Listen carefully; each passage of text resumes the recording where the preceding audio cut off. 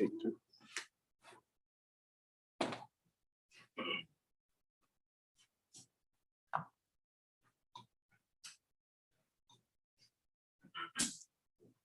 we're up and running. All right, meeting called back to order is April 26th. It is now 7:25 PM. Town Council, meeting in the Town Council Chambers, 1170 Main Street, West Warwick, Rhode Island.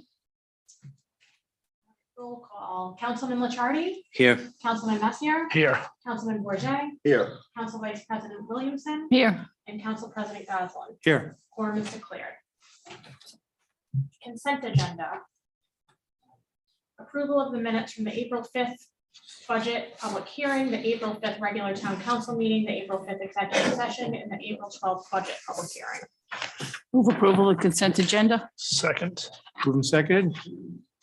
Any comment? Hearing none, all in favor? Aye. Opposed? Ayes have it.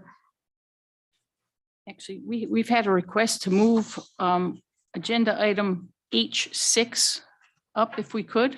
So I would make that motion. Second. All in favor? Aye. Opposed? Ayes have it. So we're on H6. Sorry to throw you off, Sarah.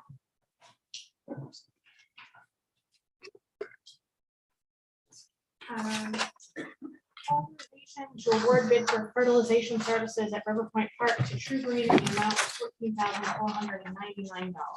Move the resolution. Second. Moved and seconded. Discussion. I am gonna let, was it Brian? Brian, I was gonna say Brian Nurseries, but Brian speak because he is one of the bidders and he'd like to talk to us first. Although it says True Green. Brian, just state your name and address for the record and who you represent. Absolutely. I'm Brian Moyo, 132 Rollingwood Drive. I'm the owner and president of Forever Green Turf Management. Our office is located at 132 Rollingwood Drive in North Kingstown. I first of all want to thank the council for moving that agenda item up. I need to pick my daughter up at gymnastics, so I appreciate the opportunity. I'm not asking the council tonight to award the bid to Forever Green. I understand that you've sought public bid. Our bid was $5,000, approximately $5,000 more. What I am suggesting is that in future bids, it may be better served for the taxpayers to have a little bit more detail in the bid package. So when we received the bid package, it just said, basically give us a 5-step program. And the reason I believe that the council, the Parks Rec Director, the DPW Director put this service out to bid is to improve and enhance the quality of the fields in the town. And I can just tell you from experience that the products that we use do that, hence the difference in cost. I can tell you also that my biggest advertiser is True Green. I don't have to spend $0 in advertising dollars because they are so, the quality of their work is not what we expect. I think everyone in this council who knows me, and I've stood up here before, knows that when I come here from the bottom of my heart and I do what I say and we offer quality, whether it's in Brighton Nurseries, when I helped with the Factory Street Playground or offered to help with any other projects in the town. And I'll continue to be here for the town at any point in time. I just caution you, I'd rather see, and I know that the DPW Director and the Parks Director know that this is time sensitive.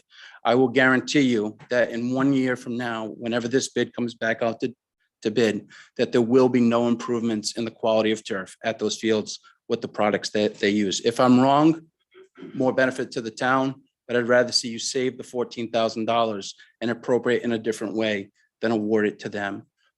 In the future, just be more specific in the bid package. You know, what type of fertilizer, how many pounds of nitrogen, what type of pre-emergent weed control, what type of weed control that we use on a monthly basis or on a per service basis. My biggest cost besides labor is weed control and product because it means everything to me to have quality. I just did a quick Google search on my way here and a Yelp review search. If you check Yelp reviews for True Green, Yelp reviews for Forever Green, Facebook reviews, compare them apples for apples, I think that proof is in the pudding.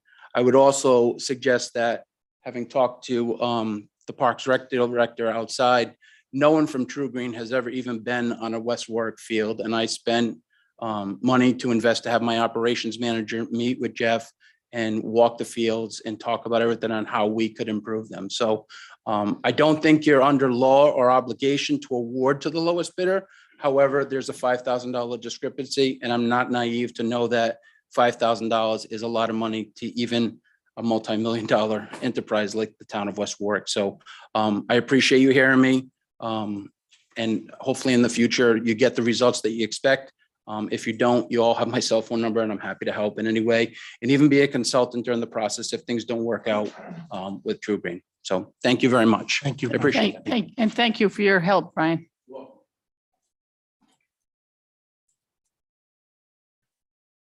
Jeff Caldwell, Assistant Director of Public Works and Parks and Recs. As Brian said, I don't know him, never met him until tonight. He is right. His project manager is the only one that came out to the fields and walked the fields with me. Every field, went over everything. As far as the bid specs goes, I just put out basically what I did last year myself. So I apologize for that. I just went with the best, what I could come up with. As you guys know, we're starting to put money into these fields. I do not want quantity over quality by any stretch of the imagination. I'd rather have quality than quantity. I honestly didn't even know the other company was going to bid on anything. We walked in here for the bids, and because nobody else came out. I called several different places. The only one that came out was that one. We had two bids. Yes, correct. So we're putting money in these fields. Obviously, we're looking for change at the end of the year. We want everything to look the way we want it. So again, So yes, there was a $5,000 discrepancy in the bids. I get that. But you guys make the final decision on that? But I mean, are you saying that you believe that that one is better than the one that bid lower? I'm saying, I'm not clarification. saying that because I honestly, I'd be lying to you if I said I knew the difference, because I don't, okay? But I do know with putting money into the fields that we're putting them into now, and the money hopefully we'll be putting into other fields, I want results and I want it done How much of a correctly. difference do you think it makes that they had somebody come out here and I mean? I think it shows a lot in integrity and a lot in, you know, the quality of work. I mean, when you look somebody in the face and you tell them the quality of work that you're gonna do and what that holds a lot of water with me. Like I said, the other company, I honestly didn't know they were, when we walked in for the bids, there was another person sitting here. I didn't even know it at the time that they were here for that. So they were just sitting here, so. Are we beholden to the lowest bid here in this situation, Tim? Depending on how the specs and the bids were put together, I'm kind of confused. You said there was only two bids. Correct. So Mr. Mulio's company did not bid.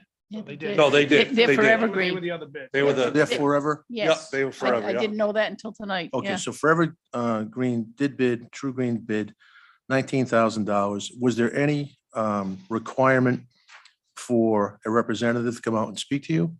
No, Okay. I didn't put anything in that, no. Did you make a representation to the council or the manager regarding your recommendation based upon receiving the two bids?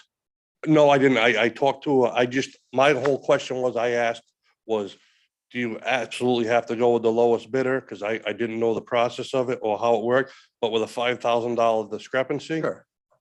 But if the ABC company came and said, I can do it for $100, you'd So- laugh at them and say, Well, "No, I you're know not- you're not-" better. So, but Jeff called me. Okay, I talked to Jeff Yep. and I didn't, to be honest with you, I did not know Forever Green was Brian Mulio. And I'm glad I didn't know that. And that's irrelevant, Right. quite honestly.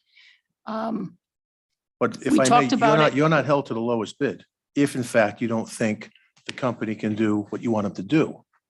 How much, However, we'd be hard pressed to say True Green, which is a huge corporation. Based upon what was said tonight, you really can't put enough weight on that. However, the True Green contract would be for a year. Correct. Okay. And did you contact any other, colleagues in the business for either Coventry, Warwick, Cranston, et cetera? to I did not. discuss? Okay. I did not. So it would appear that there needs to be a little bit more emphasis on the bid structure next time around. This time you did it pursuant to the way you did it last year. I can tell you this, that I figured out what it would cost for myself to do it this year Okay, alone. And for the first step alone with labor and everything else was about $3,355. okay, Okay. The bid the lower bid was about $700 cheaper than what I could do it for myself. And I don't have Forever Green's bid with me, specs with me, Mhm. but they were roughly similar, if I remember correctly, to what I could do it for. My whole point to putting this out the way it is, we're putting money into the fields. The guys at Parks and Recs, they're great guys. They do a wonderful job. They're not quite up to spec on par on fertilizing, and with putting the money into the fields, the way we're putting them in, I don't want any problems. I don't want to put $100,000 into a field and have it go I south. wholeheartedly support outsourcing this. I think that's the right answer. Absolutely think it's the right answer. It's just that what we're hearing tonight Well, and Well, you gives, got time- gives me you have pause. time constraints also. We have, because we have serious, to we're have the- probably late. We have to have the first Probably late. application down by this weekend, to be All right, totally honest with So you. just to take this out to the next step, if in fact this was not acted upon tonight and tabled or possibly withdrawn, so the bids could go out again, how much time are you talking about? At You least gotta a put them month? out for 2 weeks. Right. Then you have Yeah. the opening, and then you have to award it, and then, I mean, you're talking the middle of May. Yeah. We'd Too- be it's too in, late we'd be for in that, big yeah. trouble. The agenda says authorization for True Green. Yeah. Right. Well, that's an issue that shouldn't have been there because you guys can't award True Green before you vote on it. So I think that was just really a typo that shouldn't be there anyway. But my suggestion would be is unless you can tell the council that you can do it this year with your guys and their abilities and your product versus getting the benefit of the doubt, you're kind of between a rock and a hard place because of the time constraints. so my question, and I have some, I'll be honest, I have True Green. Mhm. And you're right, I can't go to Home Depot and buy my 4-step fertilizer cheaper than what I do per year using True Green.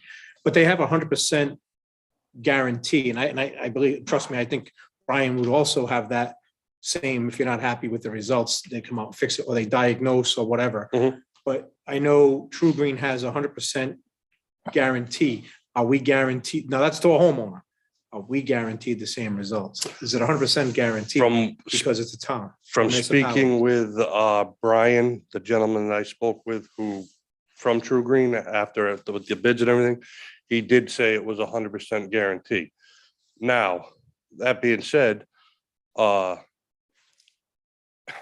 it seems like he's been pushing, to get, and I've also been pushing because Salesman's probably obviously getting commission. I have to get this done or we're gonna be behind the 8 ball in a bad way. We got dandelions obviously coming and we can't have that. And like I said, the money we're putting into these fields warrants quality, not quantity. I'm not saying anybody's doing quantity. That's not what I'm saying, but Jeff, I want quality. one of the things we talked about when you called and asked, and I did say $5,000 difference would be hard to justify, given the fact that True Green is a well-known Correct. company. Yep. You did indicate that you would have somebody, it's not going to be that you just say Brian Banner, I think his name was, Yes, correct. go out and do it. I mean, somebody will sort of oversee that process, I assume. The Parks and Rec supervisor, I told them whoever got the bid, whoever was gonna do it, you need to be on their right hip. Okay. I did tell him, he needs to be right there watching everything that gets done when it gets done. I have no experience with True Green. I think time is of the essence. That's my concern. Do I think Brian would, I have 100% confidence in Brian and what Brian Muyo and what he would do for us. Like I said, they were the only ones that did come out to the complex and Which speaks to that their, holds a lot of water with Yep, me and I agree myself with you. personally, but if we're gonna do this tonight, I can't see rebidding. That doesn't make sense to it me. is not enough time for that. Yes. But maybe next Personally. year we do it a little bit sooner and that way you have, Well. or Well, do it next year differently. too, yes. if you're not set, Can I ask a question? Yeah. This bid is for what time frame? The manager just told me for the season. Correct. Yeah. So the goes from season now starts and until ends. October. Yeah, you're getting 6 steps. Yeah. So basically, So at you're what gonna point? do one now, you'll do one in June, and then you do your your grub control, your pre-emerg, all that stuff. Pre-emergence being Usually done like now. once a month. And the Parks and Rec supervisor that's going to be on their hip, as you say, they're going to be able to evaluate their work at each step. Yeah, he did, the Parks and Rec supervisor now did all the fertilizing last year. Okay. Now, he did a great job, but we also had a ton of rain Sure. and we're not, these are established fields that we are doing. This year coming up, some of these fields aren't gonna be established, so they're gonna need starter fertilizer and everything else. So if you don't put that down right. Right. We're in Well, trouble. but for the time constraints, I Right. would I think we have to advise do this now. but- go and putting it back out to bid, but because of the it's time too late, issues, yeah. you're. Well, what are you kinda- evaluating though? What are they It's doing gonna be when, the when, results. We want to make sure, we want to make sure. Right, if you got dandelions growing all over the place after they put the emergent, right, so there's really nothing, I mean, basically the we're- evaluation would be, are they Stuff's are they brown. spreading it all over the field? Right, I want the Parks and Rec supervisor to make sure, like I said, whoever got the bid, they were doing the job correctly, they're not, missing this part of the field, they're not Not missing cutting this part of the corners field, and- they're not cutting corners. And to pay attention, how long it's taken for dandelions to die, what's going on, how long it takes. So that would be based on the product they use, Correct. which was that wasn't in the bid at all. What, because obviously, I mean, what I'm getting from this is we could be talking about two different types of products. Again, That's what Brian. I just put in the bid from what I used last year, from where I got my materials from last year and everything that I did last year, which obviously from you guys know worked. We didn't have, we had dandelions at first. I did what I had to do. They went away, everything was beautiful. So in the next bid, when you do the bid again, are you gonna put in there I will, Product. right. the product that you want or Correct. relatively the same? I will do more homework, so to speak. This was once we decided to redo the fields, this was something that was brought up that I thought of, that Fred thought of, that we all thought of as far as, instead of doing it ourselves, let's outsource this because for lack of a better term, the responsibility, we're putting $200,000 in the field. It makes sense. Something goes wrong, we're on the hook for it. All right, that's a lot of money, not to mention the 14,000-15,000 you're spending in materials before you even put anything down.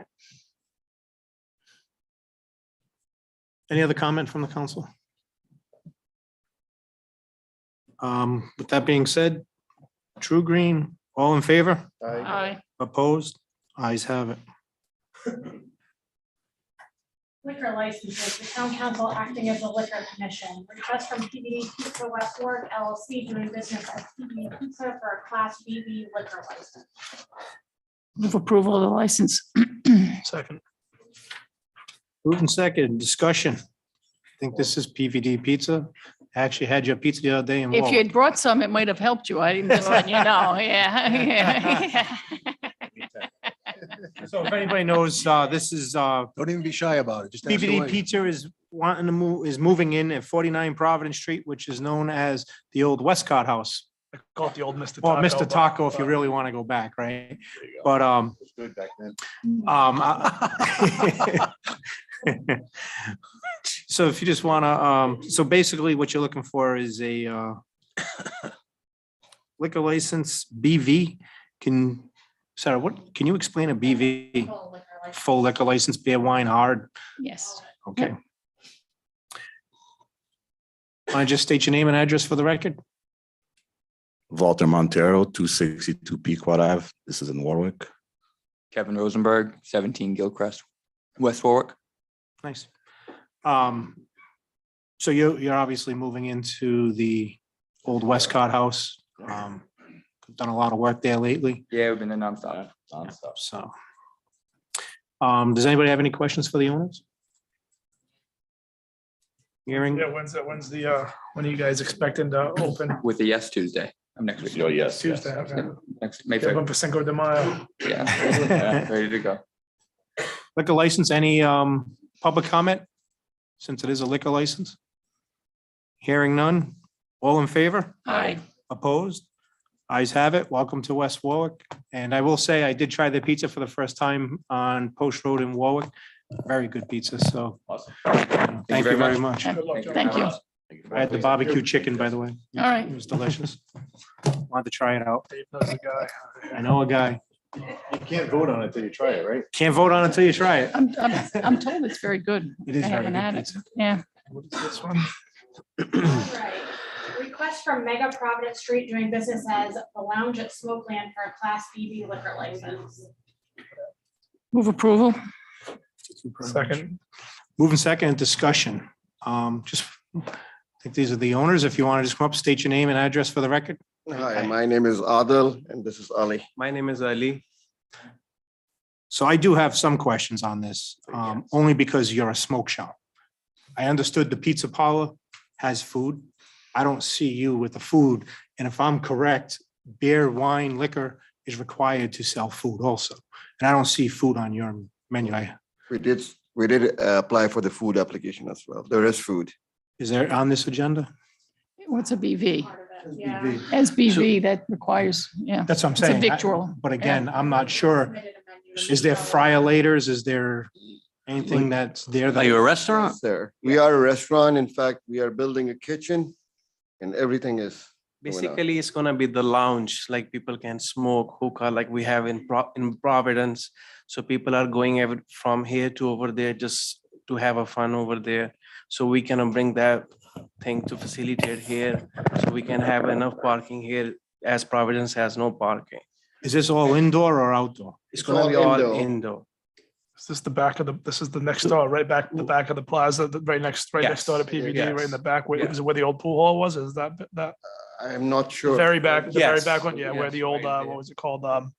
So our business is Shooters, gonna yeah, be only shooters. nighttime, so like mostly, so this shouldn't be affect any traffic.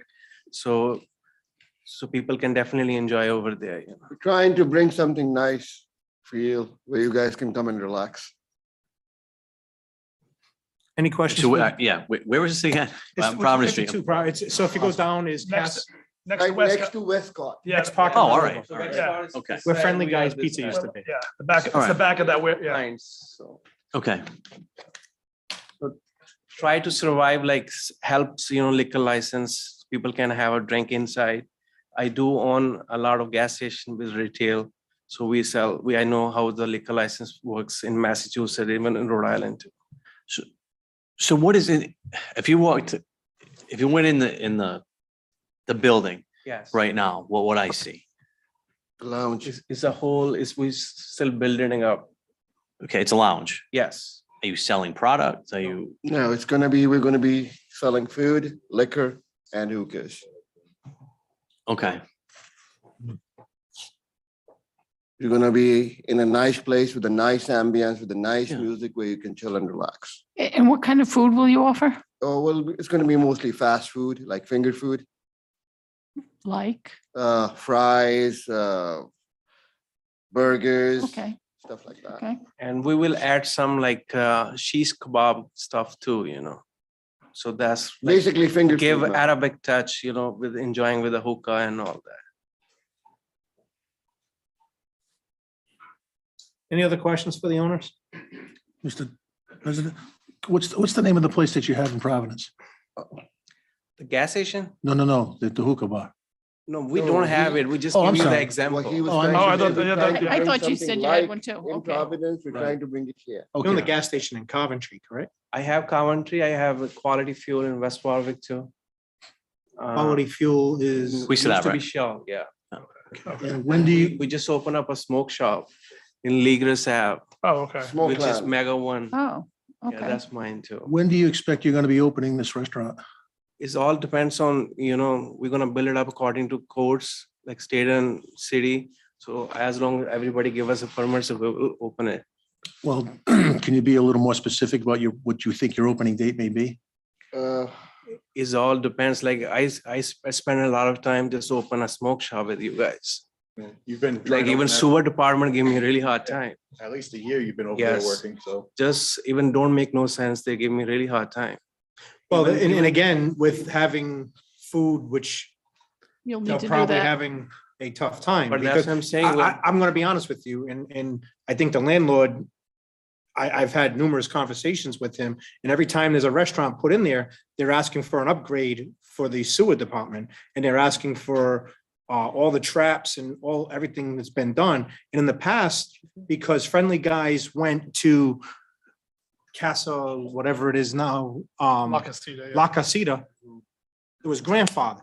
But now you're putting in more restaurant into a facility that's never been updated, and I want to let the landlord know that might be either on you or the landlord. Yeah, well, I also know La And- Casita doesn't do food to eat there. It's all Okay, to so go let me to. explain to, Because you're adding new to it, you know what I mean? It's, and I want to bring that up now because I know personally, I will get that phone call. Mr. Who? Yes. Richard G. Hall, I'm the owner. I had an agreement with them and I talked before with them at the soda thing. And if this had to be done and put a back valve in, they agreed that they would go for the cost. And again, I can't speak for the sewer department. I don't know all the rules and regulations, but if they ask you to put I'll give actually where PVD Pizza was, when that went to All Stars, they made them put a big system outside, a grease trap and everything else in the middle of that parking lot.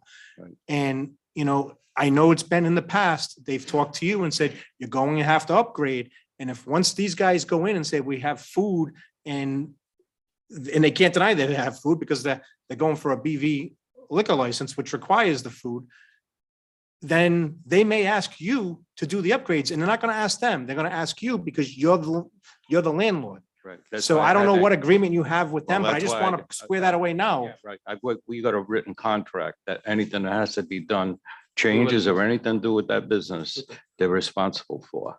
Okay, I That just includes The heat, air conditioning, everything, just making sure. because I had to cover my butt because I know what I went through before. I do too, and that's why I want to make sure, we helped you out before, but now you're adding more restaurant style stuff in there. And this, and I wish the sewer department was still here, but they're gonna, when Jim Jeremiah and the engineers go in there and they engineer something, I'll tell you what they need. I know sometimes I do get that phone But call. regardless, if Well, if we decided to approve this, it would still be contingent on all those things being approved first Absolutely. anyway, Yes. right? But I mean, But I want to bring that up. I want the tenants Yeah. to understand and the landlord to understand Lots of whatever the times at sewer the, department requests. lots of times at the end, they say, oh, well, we didn't know about the sewer. So we're. No, bringing that up making now. you- of course, yeah. That's right. appreciate that. Because But one thing I would like to mention that, so why we have to go all the way engineer in Providence? Why you guys don't have somebody here who, Jim represents us here. He works here in West Wall. but trust me, he didn't listen what we have to. He sent me he told us you have to do CAM thing. We did 2 companies CAM. They said your sewer line is fine. I'm talking reference Mega West Warwick, which is Ligris Ave. Mhm. So we did the sewer line. We have a whole recording. Sewer line was absolutely fine. So he still want to me put the new line. It has 6 inches, has no problem. So I don't know why he want to do it. We did not upgrade anything. That's whole store has only 1 bathroom. So probably 2 times in a flush or maximum 10 times in a flush a day. That's Yeah, I it. mean, those are questions that would be better if we had him here, because without having him here, it's tough for us to know what it was that you needed to do. Suggestion, when they are here and during public comment, you can come up and ask those questions. So. Yeah. We'll do that. And the other thing you gotta realize too, the state really don't care. They'll issue whatever license, tobacco, food. Yeah, we whatever they already want. had that license from state, so but we it's just. the town that they gotta deal with. Well, and again, we Yes. don't need problems in our sewer line. And as Jim said, in Cameron, I don't disagree if they ask you to camera it because you just heard the We situation. did, it came out Right. front. And And third company again- did it. And I don't know if did you put a new sewer line in there? No, So something got negotiated. no, No, they not give us yet. a 3 months to do it. Oh, so they're saying you need to put Yes. again, without knowing the details, it's tough Yeah. to speak on that But the specific. thing is, we have to go all the way over there and they're not listening properly. They're not listening third people's. Actually, I think so we should talk some point. Yeah. I will let's- technically want to get details, so would like to talk, I don't bring everything. Well, and again, I just want to Tough bring for a up, business owners, we have to go listen. Your all other license was fine, everybody was so cooperative. When it's come to sewer, it's so tough. Your electric is good, your fire is good. And Every you other talked to department. Jim you talked to Jim directly? I bet not. No, I never met. I just, I'm sure I know. I who you just talked to. seen his We both know. name on email. That's it. Yeah. So actually, one guy in Providence, that's the company, engineering company, which I'm facing it. I'm not dealing with nobody from West Warwick. Well, he- While I know electric. He's our engineer. That's, Yes. I support this license. I think when it comes time for the sewer, if there's an issue, then you get together with Us. Jim or one of the council members, whoever, at that point. I mean, I support this one now, but I think it's good that they make you aware of the issues that Thank could you. come up. Thank you. Thank you. any other comment from the council? Fire department. Any public comment? Colonel Varone, Chief Varone. Hearing none, all in favor? Aye. Hi. So much. Opposed? Thank you. Ayes have it. Good luck. Thank you, guys. Thank you. Have a great week.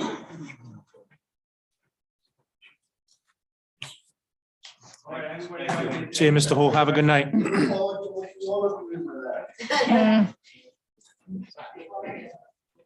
On the police highway. Not either. No, either. Understand it. No, you know what? I can't either.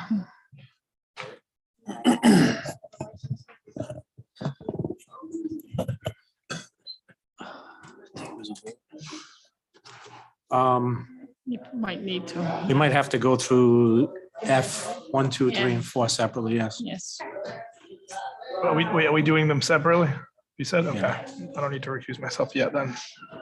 So request from the Portuguese Instructional Recreational for amplifier loudspeaker license for an event to be held May 29th, 2022 at 918 Main Street. Move approval. Second. Moving second, discussion. Manny, you just want to come up? I know Manny gave me this chart beforehand, so I'll give it to you. But just to show everybody, this is the PIC club. This is the building that's in between. It's a small little house. And then here's the parking lot that they're talking about. And where they want to put the fence in the stage, and the front of the property will be all fenced off. So nobody can just walk right out to Main Street or whatever, it's blocked in. And I did ask about parking, and Diggy says they are authorizing parking in the Diggy's parking lot, so. No, I haven't talked to him yet, but again. Well, we'll get into that in a second, but I just wanted to give this to the council so they can see it. Manny, you just want to? Sure. My name is Manny Lander. I'm the treasurer for the Portuguese Instructional Club. On May 29th, we are going to have a live band inside the club. We wanted to do it outside to try to recoup some of our revenue that we lost during COVID. As a nonprofit with no employees, we got no help at all from anyone. So we're just trying to recoup and grab some more revenue to survive, really. I mean, it was like $3,000 for electrical, electric company, the insurance. Thank God that Central Bank deferred our payments toward the end, but we're just trying to recoup and we're just trying to survive.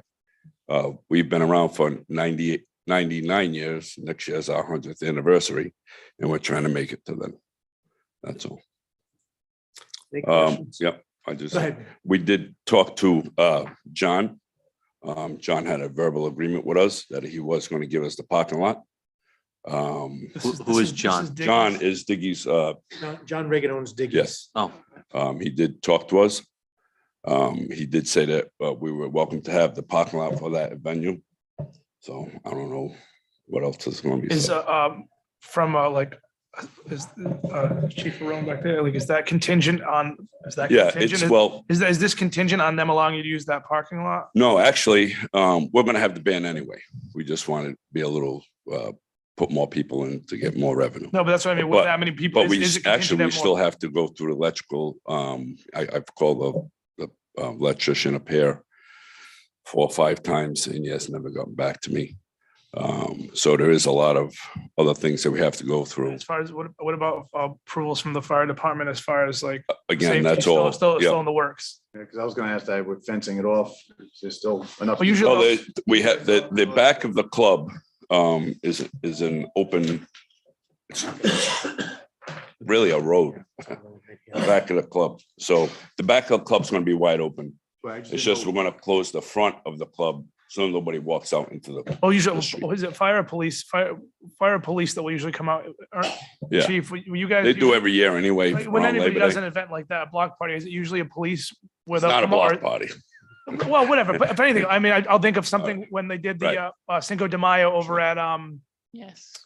in Papagino's Plaza. Yeah, I know sure. that they came out to make Condesa. They made sure that, I mean, it's not a block party, but Yep, anything that's like that, I don't know if that's a fire or police or both, like. If you could pass it subject to us approving. Sure. Any plans. Yeah. Yep. We can work together to get it done. It's just one step that we have to go through. Again, weather permitting. I mean, we're gonna have the band anyway. Yeah, you can do it outside, you can have We more just people, of want, course. we just wanted to have a little more, Makes sense. It's a big weekend. So if it rains, you're inside. correct. Right. And all this goes away.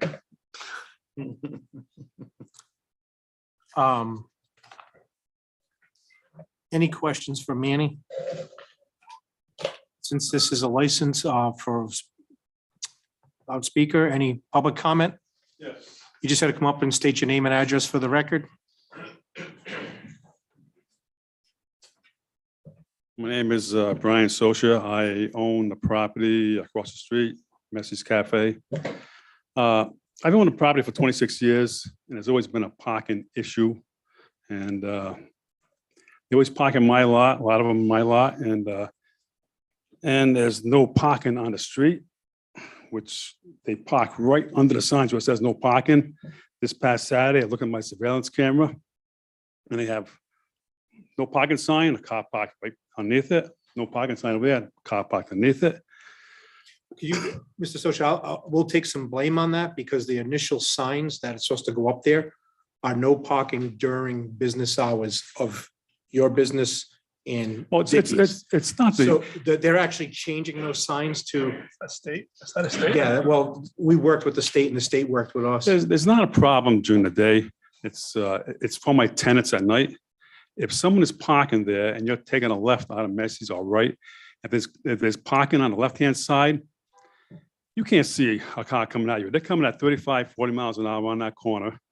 And the nose of your car has to be at the center line of the street before you see anyone. So you say there's no problem during the day. No problem. Mr. Riggins says there's nothing but problems. For him, there is a problem because he You has have ice cream. Messi's. You have Messi's. I have Messi's, okay? So that's open in the morning. It's open in the morning, right? That's when There's there's gonna no be no issue. parking. With me, there's no issue. Okay? And there's really no parking PIC club at that time. Because Most of them come at 4 club's not- o'clock. Yep. And that's when the big issue starts. You know, the signs are up there and then someone knew someone who knew someone, the signs were taken down. One sign was taken down and they put a 25 mile per hour in this place. It's a dangerous situation. I think that weekend though, and there's probably people parking there regardless of this event or not, because people, I'm not saying it's right or wrong, but there's a lot of parking there. Do you guys enforce Not normally. during During a weekend, Memorial Day weekend? of course. So but that's what this event's for. It's only for that one, Right. it's for that one event. I'm saying there's a lot of parking issues in that area. Oh, Labor Day, yeah, we're talking. I'm sorry, did You said Memorial oh, Day. Memorial Day. I'm But- sorry. But you know, it starts off at one event, then it goes to another event, another event, another event. You know, my tenants deserve to have a peaceful sleep. And they're open to 12 o'clock, midnight, and they're not gonna get a peaceful sleep. You know, they pay money for a peaceful sleep. What is the time for this event again? 9 to 12. 9 to 12 is laid on. And I asked Manny a question. When's the last time you talked to John Dickey about parking? About 2 weeks ago. Okay, I talked to him 2 days ago. He says no. It is, Tuesday and John will take this mic off. I know John well. I can also reach out to him, but Yeah. I mean, I would say it's contingent to police, fire and parking. I mean, if we're gonna overflood the area with parking where there's no parking. Gonna be then- parking on my lot, you know? Well, again, I know Mr. Riggin puts he puts pictures. chains. Mr. Yeah, you Riggins know, put he- chains right, across his. right, he does. You know, and I know you're in a different position because you can't, because you got tenants, you just can't block it off. Correct. $20 a car. I don't need the money. It's just the safety of my tenants. Yeah. You know, so, and I have one of my tenants here who would like to say a few words. If that's okay. All right, just state your name and address for the record. Good evening. Good evening. Do I have to, If you want to bring, yeah, you can bring it. you, down. you could hear me without the mic. We can, yeah, but the back wants to hear you too. I don't know about that. My name is Donna Sipperstein and I do rent from Brian. The address is 919 Main Street in West Warwick. First of all, I've been living in the apartment for probably almost 3 years. And you know what? No one wants to destroy anybody's fun, and I'm not trying to rain on anybody's parade, but I speak from my heart and I call a spade a spade. And I lived there. You know what? I used to go to bars. I used to do that whole thing, and everybody needs to do that. But it's hard when you have residential versus commercial, and people have to be vigilant. People need to be respectful. And this is exactly what I encounter. I stay quieted, but this is exactly what happens. And it's really, I would say probably Thursday night, Friday night, and Saturday night. A lot of people, and I do view this, I almost want to call the police department. And then it's like, I don't want to get the cops into it because you know what? People have to live, but people are not respectful. And I can really attest to that. I sometimes am awake, sometimes I watch TV, and sometimes I am wakened by the noise. Sometimes my windows are open, sometimes they're closed. I hear there's a lot of people that, and I'm not sticking up for him, it's just exactly what I encounter. There's a lot of cars that come in, they park there because of the thing on the street. There's that whole thing that a lot of things have changed, just like you said, that's not my concern. But what I do see, I see a lot of cars coming in, they'll go into the bar. Sometimes they're like 2, 3, 4 hours. Sometimes they'll come out at like 1 o'clock, 12 o'clock, and it's loud. I mean, loud where my windows are closed and I hear loudness. I hear sometimes arguments. I sometimes hear laughter, and we all get it. You have a drink. Sometimes I look at these people and I kind of I peek out for a moment, okay? Because I want to try to be as discreetful as I can be. And it's like, I'm like, do these people, and maybe when I walked that walk 20 years ago, but I don't get why people are not respectful of other people. Do they know that there's people living above Messi's? Because I am one of those people. And it's like, they just they're loud, they'll turn their music on. And I don't understand how it can work. And I'm not trying to rain upon your business, but it's almost like the two don't really, I don't want to say they don't connect because you know what I'm saying? It's just, I think if the world is, we're in an abundance of people that are not respectful. You know it, I know it. And you know what? We all deserve that. And it's like, I think they honestly don't think, they look at it as the entity of a restaurant, but they don't think that there's people up above, and then people don't want to open their mouth. Like I said, I've even backed off, but now I just say, when I just came to find out about this, and I thought it was going to be for the whole summer that you wanted music outside. I'm like, now you're saying it's inside. Now I'm finding out it's one particular day, which is May 29th. It's maybe that can be passed by these people, but on the whole, I look at it, it doesn't work. It's loud. It's not tasteful, and there's a lot that goes on. As far as Diggy's, I have no idea what that meant. In my head, I've never seen, except his patrons go to the ice cream place. I know I talk a lot, I apologize. I do it like, really, I put a sock in my mouth, but it's just, I'm speaking from my heart, and it's like, you want everything to be a win-win situation, but it's like, I pay my rent.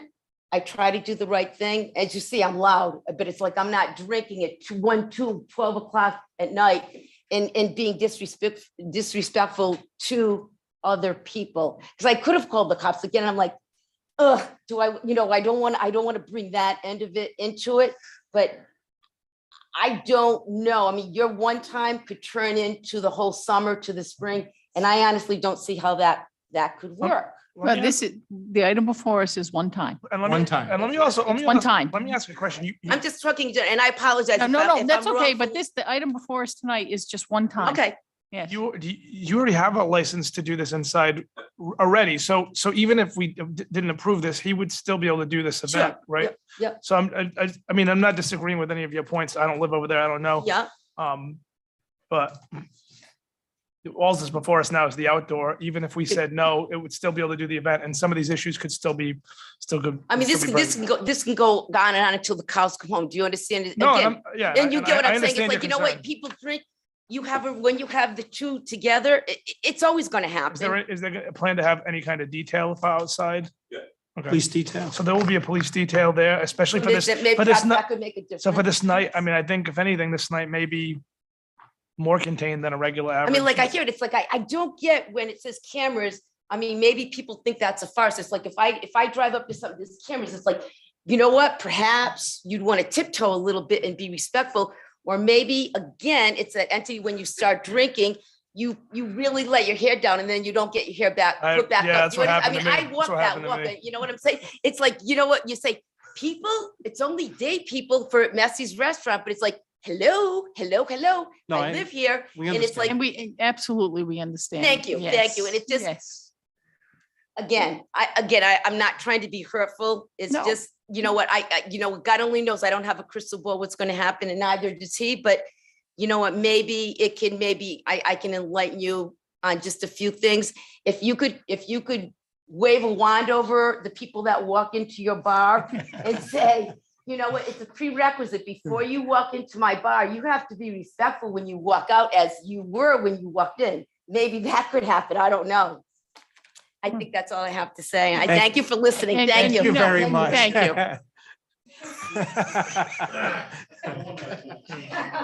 That's only one of my tenants. I'm not even gonna go there, but okay. I understand about being disrespected. I've been working in the prison for last 38 years. I bet you nobody up here has been more disrespected than myself. Trust me when I tell you. As far as the noise, I mean, you know, people talk and they come out, and every bar, I mean, you go to LA, you go to Holy Ghost, the Citizens Club. Yeah, people ain't gonna come out and, you know, have a sign or a camera saying, hey, you gotta shut up and go in your car and leave. But not once has the police ever been to the PIC, you know, for a complaint of a fight or anything like that. So like I said, it's been 99 years, and next year is 100th. So I don't know. And you know, it's funny. I just remembered there was one time where myself, Jeff Sampaio, who was the president, and Brian got together, and he wanted us to pay for some of his parking. And, you know, he was complaining back then about noise, the motorcycles. And I said, oh, all right, I get it. And at that same time, there goes the West Warwick Rescue with the, you know, with the sirens blasted. And I said, well, I mean, are you going to go charge the town? You know what I mean? I mean, it's crazy. You live on a main drag. You live on a main drag. There's motorcycles, there's cars, there's trucks, there's fire trucks, there's police cars. You're going to get noise. So. I'll tell you where they go most of the time. They go up to the left. There's something up to the left that we found up there. So like, I can tell you, I know, I can time it. It's like. All right. No, yeah. Mr. Socia, you could just come on up to the mic. What is the parking signs? You're gonna change the parking signs to what? I don't know the exact word, and Freddie just walked out, I think. No parking in the business hours. Okay, so whose business hours you talking about? Yeah, that should be. It's both, but Okay, so how about if you put signs in front of Diggy's, no parking during the day or whatever? well, it's from 7 a.m. to really 9 p.m. Yeah, that should be clarified when we do it, because business hours could be misinterpreted. Well, there's the problem, right? Now Diggy's closed all winter and said he wasn't going to close all winter. And he closed all winter. When those signs went up, we talked about during business hours. He says he wanted no parking at all times. And he says, I'm going to be staying open all winter. And all of a sudden, the winter months in the state, to be honest with you, didn't care either way about the town putting no parking signs up. They said, do what you got to do. We think they should go there.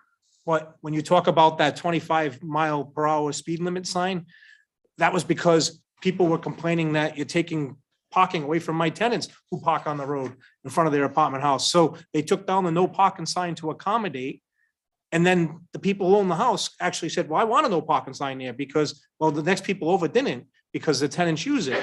So instead of ripping up the concrete, we put up another speed limit sign. So that way there, people understand By the the speed time they see limit. that, it's too late, that 25 miles per Well, hour. it's one further up and we just added another one on Main Street. So people understand the speed limit on Main Street is only 25, not 55. I mean, So- I have no issues like during the day. I know Diggy does. But at nighttime, when the trucks do park there on the left-hand side, as you're coming out, you can't see anything coming out of that driveway. It's very, very Well, there's a dangerous. Specific And spot. if it's that little spot with the double entrance, It's we can from- talk about It's from, keeping that it's extinct. from Diggy's up to the corner. Right. That's the most dangerous But, spot. Yeah, I mean, that could, Oh, around the bend, yes. Yeah, you're going on the corner 40 miles an hour. that one should just be, if there's a concern about people there, then that's, I mean, a separate issue. Right, right. Yeah, we, but as a no, not time. No bridge. No restricted. bridge anymore. Well, Have you we been? know. Wow, where the bridge used to be. Yeah. He still sits up 20 on years top. ago. Yeah. Quitting school, yeah, cutting school. So, All right, it's a very dangerous situation over there. around And that again, corner. I think with police detail there, It will help it will help. Yeah. Listen, Labor Day. Well, I'm not talking about this one evening. It's just in general. in general. Yeah, okay. It's very dangerous. You know, I think the Late- signs should be put back up. over in that- in And that we can particular assess area. that. We can You know. go out and assess that and work it out and try to figure out what we need to do there. Will it be done? Huh? Will it be done? Freddie Will you just came assess it? back and we can assess and look at what we need to do. I know we ordered the signage that's proper. So maybe in front of Diggy's in between their parking lots. So, again, I don't have it all in my head right now, but Yeah. you know, Manny met us down there with the state came in and, you know, obviously you just took away, when we put no parking there, you just took away all the parking from that side of the street. And that's the only legal side to park on, because on their side, there's no parking lane. Where there's a breakdown lane, at least on your side of the street. Right, right. So when we put those no parking up, Manny brought it to our attention saying, you just disabled this whole side of the street. And he was right. And, you know, we tried to work with the business owner who has people, and it's funny because when you say that, I also see people who are going to the ice cream parlor under the no parking sign, walking up to the ice cream Right, parlor. right. So, and where there's plenty of parking lot in his parking lot. So I know we haven't been enforcing it because of the situation, the signage situation, and Major Ashenbolt is well aware of it. So, you know, when the clubs are open, they haven't been enforcing it. So, you know, because of the proper signage that's supposed to be up there. I mean, in front of Diggy's, there's only really one spot, you know, to park, because you got double entrance, triple entrance over there, you know, so I just think from the left of Diggy's, if you're looking at Diggy's, coming out of Diggy's, the left up should be no parking, and they can park on the right.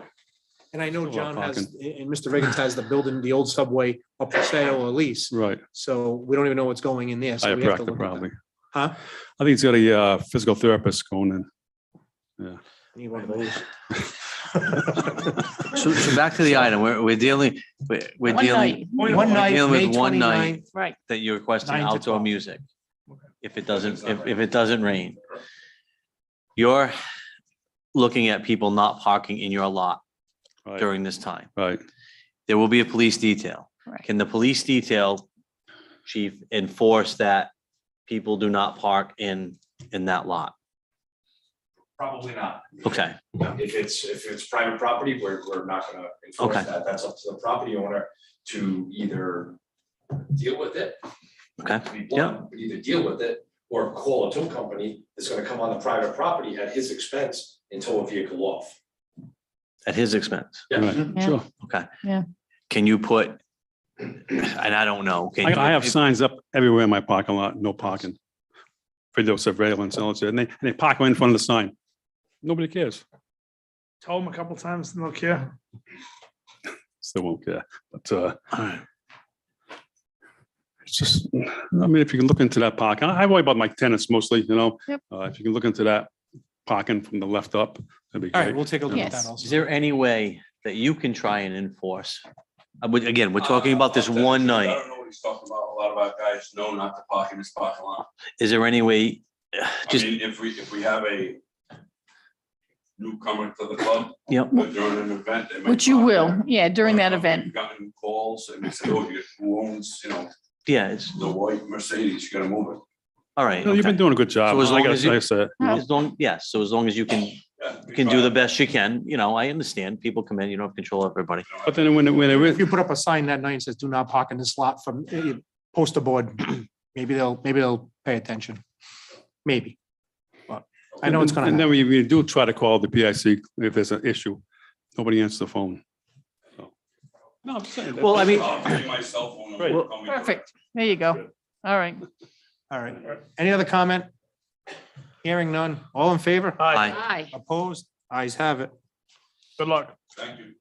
Have a good night, man. Request from the Portuguese American Citizens Club for amplifier loudspeaker license for event to be held on May 28th. That is a typo, Yes, yes. Have a good night. Thank you. Thank you for coming. Thank you. I take my hat off to all of you. I think you do a marvelous job. Thank you. I Thank you. don't want to be behind. I don't want to be sitting in your seat. Thank you. Thank you. So this is a typo just on this printout, or is it a typo on, is this something we need to amend? Is, No, the application actually application says says May May 28th. okay, New butters notices also said May 28th. okay. I think Paul was using an old resolution. Just want to make sure that we're good to vote on it. It was last year's date, actually. It was Yeah, last so year's. she put last, actually, I think it was like 2019 state. They probably don't have it Yeah. last year. Yeah. Well, you're probably right. Right. So, So motion. I did get a phone call. The president could not be here tonight unless he showed up. So normally they have events over there and there's usually police detail, no issues that I'm aware of. Is there anybody from the public who have any comments on this? Hearing none, all in favor? Aye. Opposed? Ayes have it. That one was a little quicker. Goes easy when nobody shows up. I guess. Request from Pelagis. Pelagis, thank you for the assistance. Ice cream for renewal of Walker Peddler license. Move approval. Second. Moving second, any discussion? Hearing none, all in favor? Aye. Accuse Opposed? myself. Ayes have it.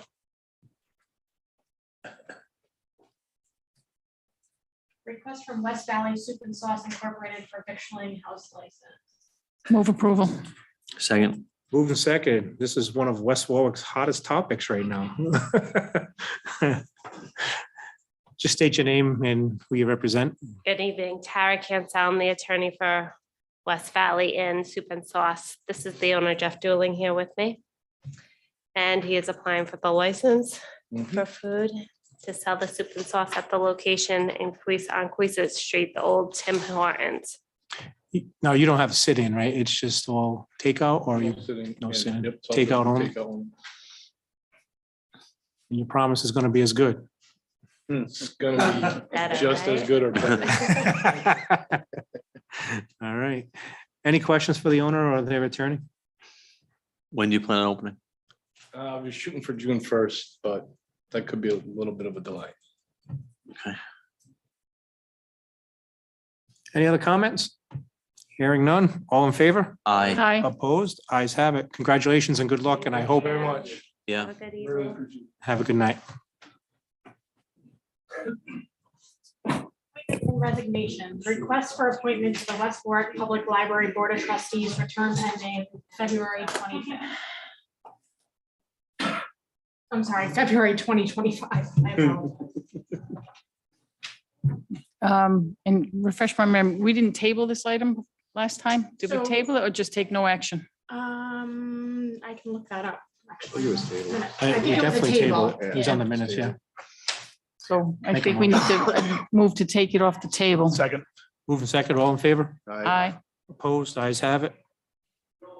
And then my understanding was that there was a meeting, and both applicants spoke with the Board of Trustees. I don't know if there's anybody here to talk about that tonight. I guess not. We did receive an email saying that they felt that they wanted to move the name of Christian Grundell, although they thought both candidates were very qualified. I have a question on that. I've been thinking about that when it happened. Because we didn't, no one knew the applicants, right? Suppose we have just take the recreation board. We have two applicants in front of us. We don't know anyone. We don't know either one. both could be qualified, both could have experience. Are we gonna send those applicants to the recreation board for them to choose? Is that gonna be, is that what we're setting to do? It could be any board. It could be the planning board, the pension board. I don't, Guess it'd be a case by case basis. Or if you don't know, if I knew one applicant, not the other, and both applications look awesome, and you don't know either one, are you gonna be able to vote on that? Based on what I say about the one person? I mean, I just think this opens a door for, I think it should be our decision from now on. I don't think we should send it out to, almost like farm it out to somebody to get a recommendation. Well, I again, think we had a recommendation before us last time as well, if I recall. yeah, they gave us a recommendation. But we also had a recommendation when, I think it was when Tammy Collins stepped down. And I'm sorry, she didn't step down. She ended up not wanting to renew her Right, position. right. And she said this person would be an excellent choice. And I think that's the only choice that we had, right? And then we let that name go. Correct me if I'm wrong, because this was a while ago. And then a new name surfaced. And then we chose to do what we did with those two names. So we said, are we setting a precedent? I mean, because there's a lot of times when Well, Tammy I'm, Collins was a person on the board. Right? Correct. She wasn't like the library chairperson. She wasn't the head librarian, the Right, director. And so we brought it back to we brought it back. We asked them to interview both these candidates because we didn't know. Now, at times, I'll be honest, if I don't know somebody, I will call them up or, haven't done it every single time, but if I know somebody who applied, like we had Nate Hunter last time, right after this one. Mhm. I know Nate personally. I'm not gonna call Nate. I know Nate. I'm not gonna call him and say, hey, whatever. But if there's another person in there that I didn't know, I might call him and say, hey, what do you think of this? And ask him quick questions. That's my but prerogative. I don't that's always have us, to do though. that. But that's us. That's not sending it out to another group to make a decision, I understand what you're So I'm saying, just kind of, but if there's a pension situation, like a pension board member, Mhm. and I see three people here and I want maybe more qualified person to look at that, why wouldn't I ask that? It's like a job interview. Like I don't, we had somebody come here tonight and told us about, fertilizing, gave us a little quick lesson. Next time we kind of know better. So maybe we'll go out and talk to Brian or whoever and say, hey, we didn't do that. We got it from the DPW director and he recommended that. So, or the assistant director. So I guess it's, the way you want to look at it is it's our prerogative. We can do as a council what we want. If you didn't want to do that last time, then, and I know you kind of were vocal about it at that time too, but if the majority of the council said, give it to the library and let them decide, and then that's why fine. wouldn't it be? And that's fine. And I think that's what happened, yeah. I just, do we have to do that with every other board? No. You don't have any precedent because you don't have any bylaws for the town council about how you would appoint or refill a position. So the council, as David said, it's your prerogative. You can seek information from any source to determine whether or not the applicant should be on or not. Okay. So until bylaws are put into play as to how you want to do things, it's going to be very loose and open. But you guys can take information from any source, weigh the information you receive, and then make your decision. Or, as you've done in the past, you hold or you table something to get more information on somebody. Okay. And then perhaps you go to that particular board to say, yes, so-and-so was on the board 5 years ago, or they know more about them, so they can flesh out, because you really can't put a lot of information on a 3-page Right. document. So. Okay. Ms. Sullivan put an awful lot on there. I mean, looking at her application, she's, a lot more qualified than Mr. Grundell. But I don't know either one of them personally, and that's why one of the reasons why we asked it to be sent over to the library board, because the wording was they had to work with them, the person that was chosen. I completely understand what Jay's saying, though. I mean, I think in the future, we should probably just be looking at, somebody takes the time to put out a bunch of stuff, maybe we should make decisions off of that. Other communities have subcommittees made up of 2 members of the council, a member of the board that the person would be going to, the manager, I think Coventry does, where the subcommittee actually interviews the applicants prior to make a recommendation to the town council. But again, because a lot of people don't apply for these positions, sometimes that subcommittee doesn't meet for a while. Right. I still, and I know that you said, somebody said that we looked into expanding the number of people on the board. No, that's by statute. General laws govern library boards, and I think, I can't even, if it's 5 or 7. So the law would have to be changed to expand it. Okay. So I would need a motion for somebody. So I actually did move the name of Christian Grundell based on the recommendation of the library board, Did I get a second? Second. Any other comment?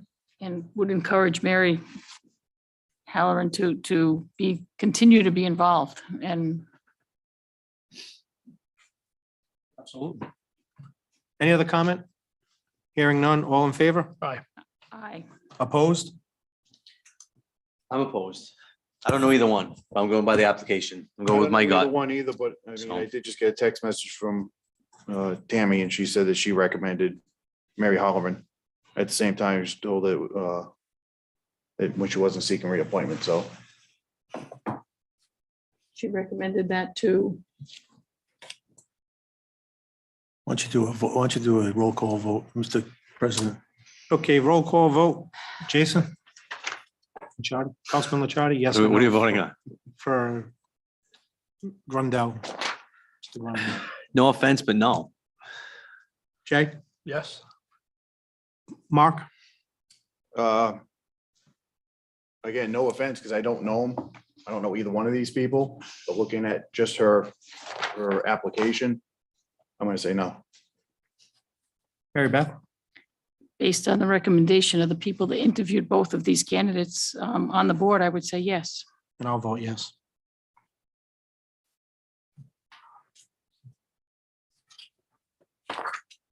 Request for appointment of Republican alternate member to the Board of Canvassers and Registration for term ending March 2025. I'll move the name of Paul Richards. Yes, Second. Moved and seconded. I think we all know Paul. absolutely. Ever gone to vote, you've seen Paul because he's there every time, all day Every long. time, Yes. All day, especially now over the past couple of years where we've had to consolidate down to one voting place, but Paul's always been professional, always keeps a smile on his face while working those polls. He does a great job, and I think he, as the Republican replacement, I think he would do a great job in that role. You know, it's gonna suck that we're gonna lose such a great poll worker, but you know, but I know he'll be overseeing the polls and checking up on them and making sure they're doing the right thing at the polls too. So This is no disrespect to Patricia Keenan either. I've only met her twice, but being in the position, I think that's what we want to do is not groom people, but Paul's been in the position. And it's really his to lose if It's he like- doesn't. Yeah, It's kind of what we've been doing. Right, with our alternates moving up to permanent, it's all, you know, it's basically all the same thing. Again, I have nothing but respect for Ms. Keenan. I've known her for a long time. She spent, time with the school committee. Yep. Did a terrific job. Yep, Yep. she's very qualified candidate in so many different ways. But that movement, I think if we're gonna stay consistent, I mean, and Paul, I mean, like I said, everybody knows him because he's always there. You know, so, and I did talk with Patricia earlier today, and I don't think there's gonna be like any hard feelings or anything like that. So, I appreciate her willing to step forward and Yeah, we need more absolutely. people to do that. Absolutely. But I agree with that Paul has been there. We know him and yes. any other questions or comments? Hearing none, all in favor? Aye. Opposed? Ayes have it. Congratulations, Paul. Thank you. Just saying. But I also found out that I think I can still work as an alternate. Oh, well, perfect. It's not our financial town meeting or all-day referendum.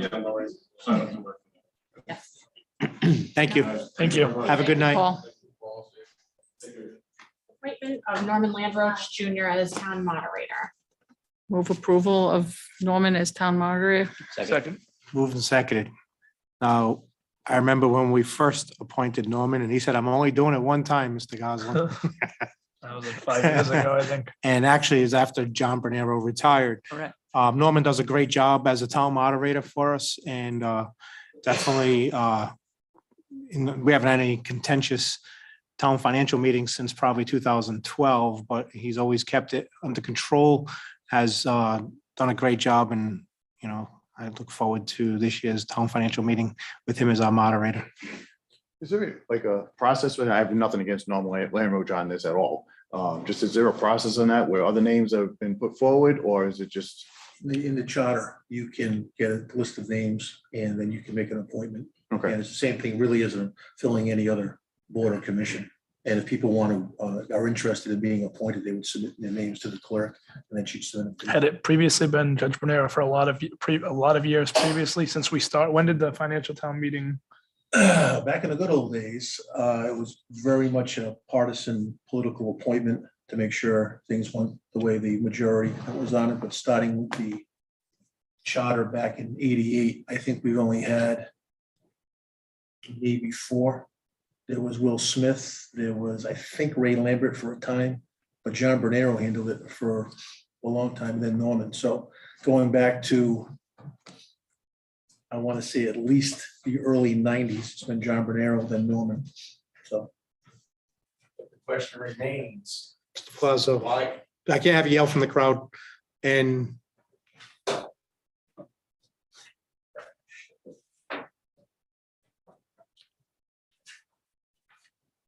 Alan Palazzo, 5 Robin Lane, West Warwick.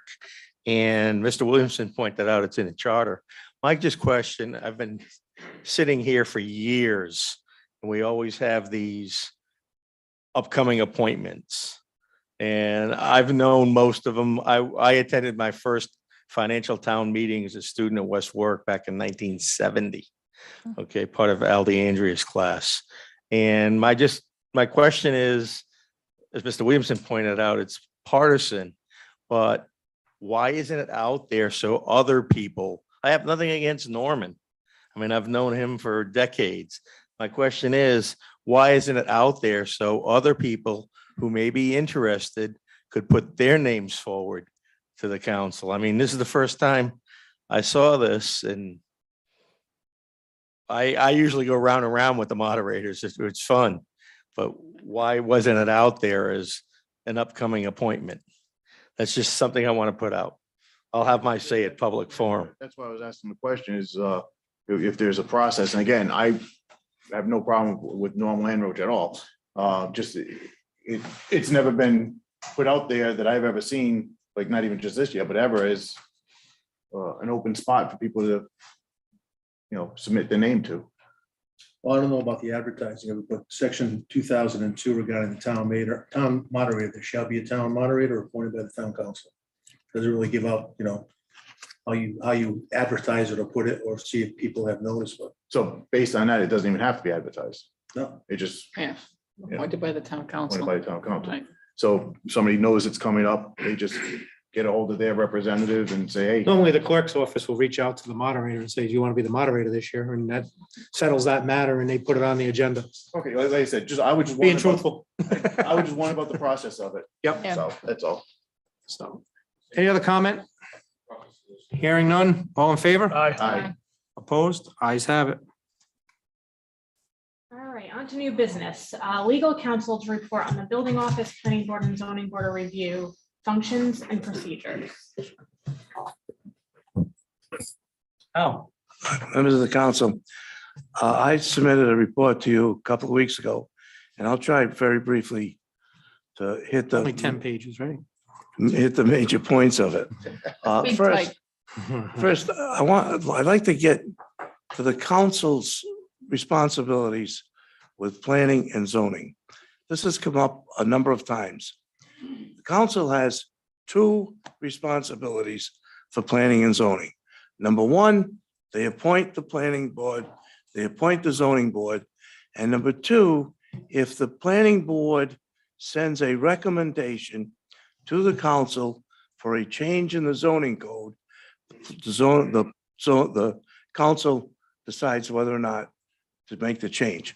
Other than that, the town council has absolutely nothing to do with planning and zoning.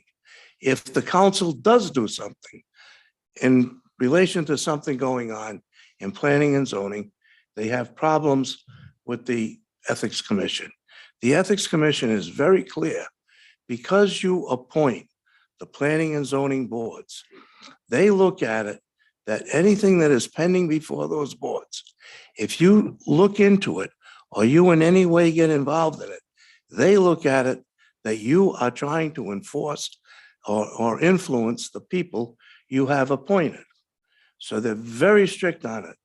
Once they're appointed, they say, town councilman, stay away from planning and zoning, with one exception.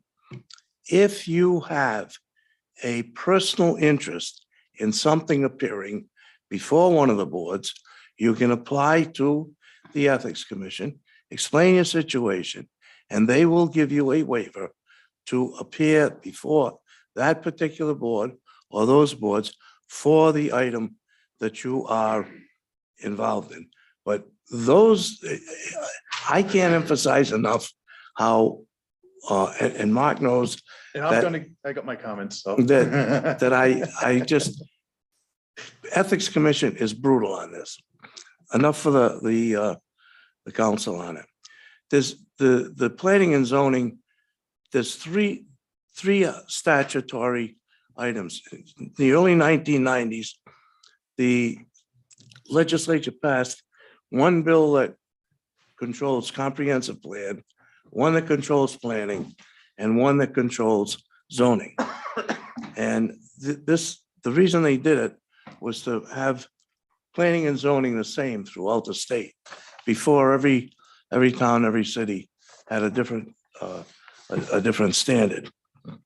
Before the planning board, there's three different types of matters that come up before them. One is, the first matter is what they call an administrative subdivision. And that's when there's a lot line being moved, or they're not creating any new lots. That's done by the town planner. There are 5 specific things that the town planner must see and approve, and that they take care of it. The next one is the minor subdivision. That's the creation of 5 or less lots. And that's a 2-step process. Preliminary and final before the planning board. Those are not public hearings. That's done by the planning board. If, however, there is a street extension or a street creation, then it goes before the planning board and becomes a public matter. The public is inviting. The third method, the third step is what they call a major subdivision. And I love the definition. The definition of a major subdivision is anything that's not a administrative subdivision or a minor subdivision. And that's for your bigger projects. That has a 3-step process. The first one is the public information's meeting, and it's public. And they usually combine that with the master plan, which is not necessarily public. The purpose of that is strictly for the public to be made aware of and the planning board to be made aware of. What's the concept? They don't get any permission to do anything. They come before the planning board. They say, this is what we want to do. The planning board says, we like your concept. Go forward. The next step would be the preliminary. And at the preliminary, they've got to show up with their drainage, with their streets, with their subdivision, with their landscaping, and all of the state and federal and local approvals. DEM, DOT, Kent County Water, wastewater. That's when all of the detail comes before the planning board. That's a public hearing. the planning board holds their hearing and they approve it or they disapprove it. And they set stipulations. These stipulations come from when it went to the technical review. The technical review is the police chief, the fire chief, public works. They have a meeting that the applicant goes before them and they say, okay, we like your project, but we want fire hydrants every 100 feet. We want 40-foot cul-de-sacs. And those stipulations that come out of planning, technical review, go to the planning board. And if the planning board approves it, those become factors that the applicant must meet. Nothing can be done at that stage until they get final approval. And final approval is when they have proven that they've met all of these standards. So those are the three different types of things that go before planning. The planning board does not have a lot of discretion.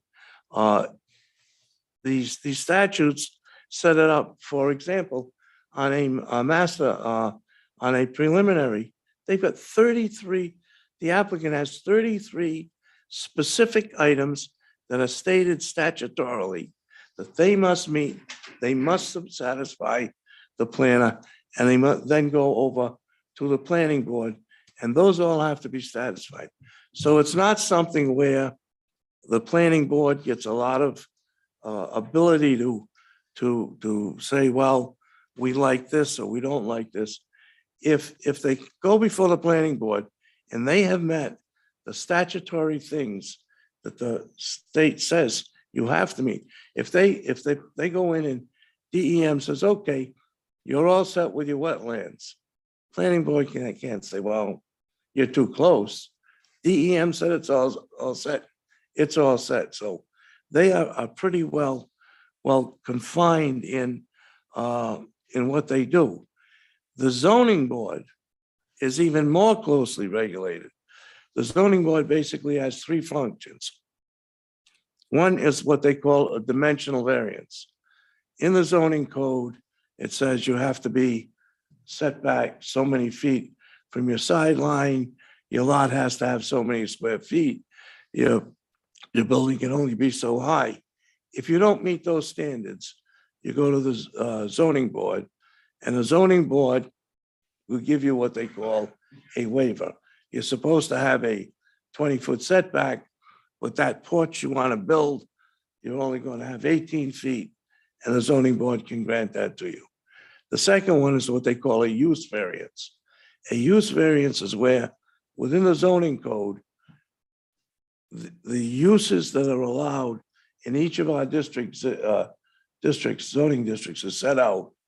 You may want to put something in a zoning district that's not allowed. You can go to the zoning board and ask permission. That is almost never granted because the law says there can be no other beneficial use of the property. Well, if the property is being used today for anything, there's another beneficial use. So that's one that, in my 30 years, I think I may have seen three that have been approved. The final one is what they call a special use permit. And that's within the zoning code. There are, in the different zones, they say, yes, you can have a pet shop, but you need a special use permit. And then you go to the zoning board, and you say, I want to have a pet shop in a B zone, and these are the reasons. And the zoning board can grant you that special use permit. Now, how does the zoning board make that decision?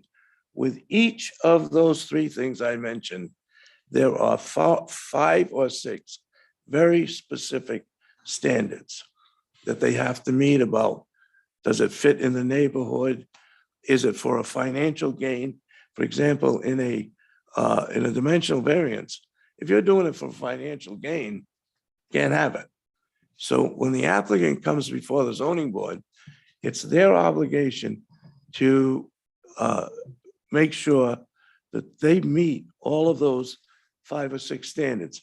If they miss one, the zoning board doesn't have a choice. The zoning board can't say, well, we like that, so we're going to give it to them. If they don't meet it, the zoning board can't say, well, we're going to give it to them. Or if they don't like it, they can't say no. If they meet those standards, the zoning board has to give it. So I think one of the misconceptions is that both the zoning and planning boards have more discretion than they do. They have very little discretion because of those 3 acts that were passed back in the early 1990s. One item that I think creates a lot of question, and I just want to touch on it, is the expert witness situation. And this is because of the rulings of our Superior Court, in our Supreme Court. If I have a project that I'm coming in and I bring in a traffic expert, the first thing is that I have to have them qualified by the planning board. Most times we have the same people all the time, so they can get qualified as an expert because we've heard them so many times. But somebody new comes in, what's your background, where have you testified? They go through the whole background to approve that this person as an expert. Once that person is approved as an expert, if he comes before or he or she comes before the board and says, I did a traffic study. These are the results of the traffic study. This is what the state formula says. These are the number of houses. This is the anticipated increase in traffic. So there's really not going to be a problem from this project. Finishes the testimony, and now 7 residents get up and say, oh, I live there. I live there. Traffic's terrible. This is going to make matters worse. We don't want this, too much traffic. Well, all 7 of them, they can say that.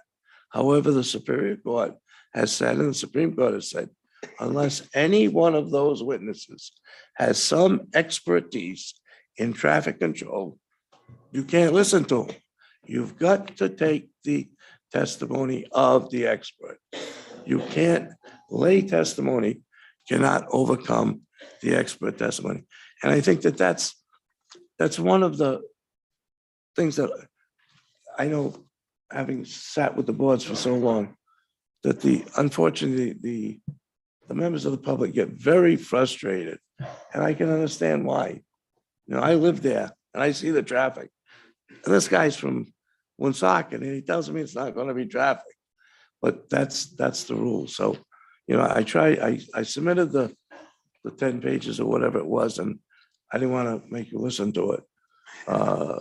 But Very detailed. No, actually, it was a good exercise. I appreciate it.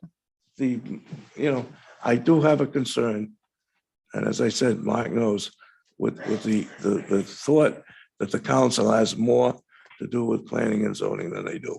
Well, and I think that kind of happened to us when Med Recycler came through. It Yes, really that's- put a lot of heat on the council, but trying to tell the general public the council has no decision and cannot be part of any decision was not what they wanted to hear.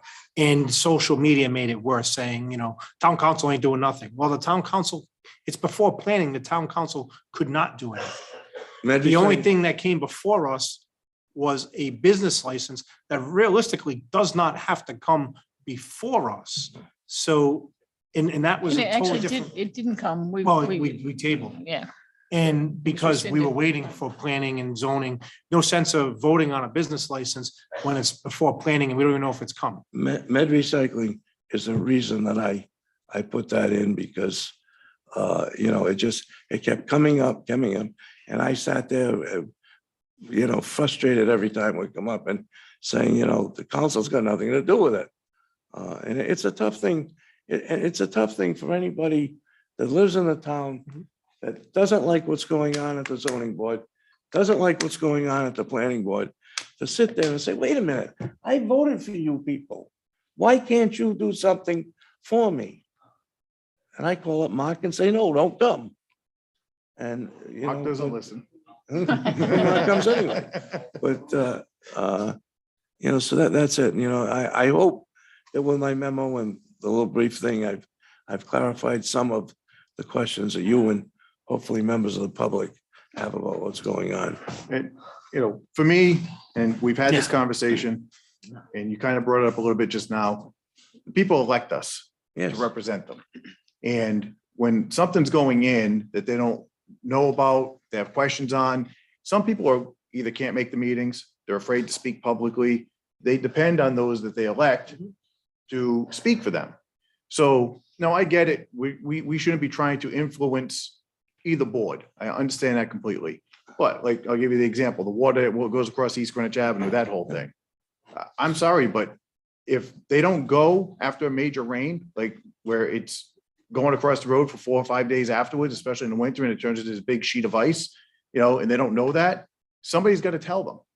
And to me, I don't think I'm influencing them by saying, hey, we already have this water situation over here. You want to add another situation that could potentially make that worse. You just need to be aware of this and see if there's any kind of, if the project is aware of it so they can fix it if they can, or, I am fully in agreement with you. However, the ethics committee is not. My only suggestion is that if you, as a council person, sitting there as a council person, has a constituent go to you with the drainage problem, and I don't even, I've had some council people do it. The only suggestion I can make is bring it to me and let me bring it to the board. But I don't know. So some of the things that I And see, and I have, If I could just pick up that. and I because- have to be, and I'm gonna say, I have to be careful about that because I have to take it from you as a council person. I really can't get involved in what's going on because I'm sitting representing the board.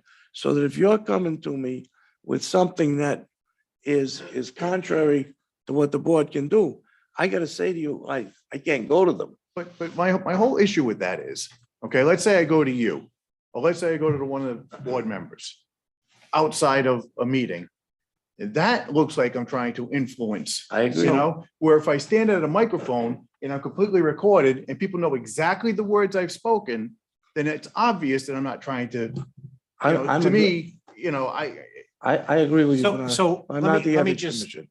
touch on that. One of the things that, more obvious than if I went, Yeah, but- if somebody says, oh, he came up to If me. if I may, it's obvious to you that you're there representing a constituent in Ward 5. no, there's a way around that. And one of the ways around that is, not attending planning and zoning meetings and getting up, but on a major development, for instance, I'll use Harris Ave condos.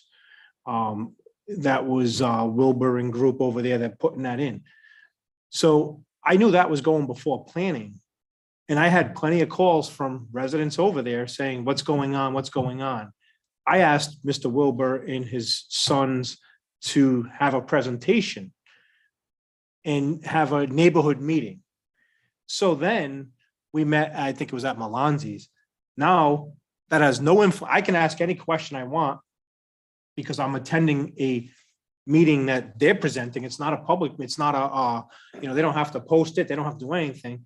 I've asked for them and I've gone in and asked the questions for my constituents.